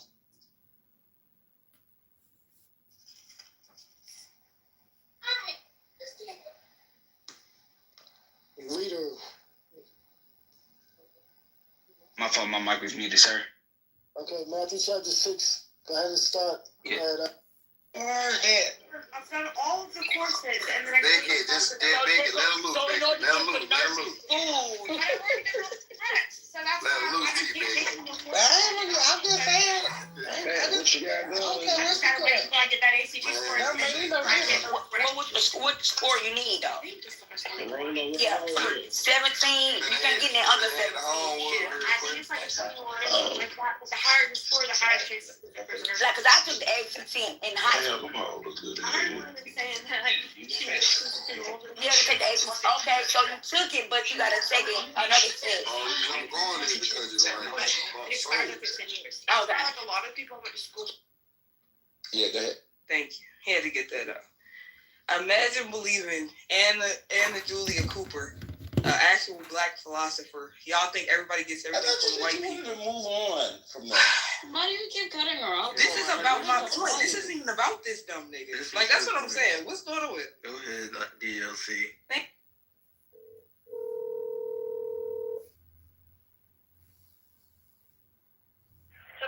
Justin Park, how can I help you? How can you place an order? Yeah, can I get a name, please? John, Okay, what can I get for you? can I get the chicken shawarma pita? Okay. And can I get 5 falafel? How many? 5. Oh, 5, okay. And can I get a red sauce? Yep. Anything else? Can I get the coleslaw? A side of coleslaw? side of yeah. Okay, anything else? Nope, that's it. Okay, your total's $15.93, and that'll be done in about 10 minutes. Okay, thanks. See you soon. Bye. Takes from crackers. Yeah, black people have created entirely different grammars for understanding the inner workings of the world, which are more objective and more truthful because of the social location of black thinking. So it's not true that now it would be the case that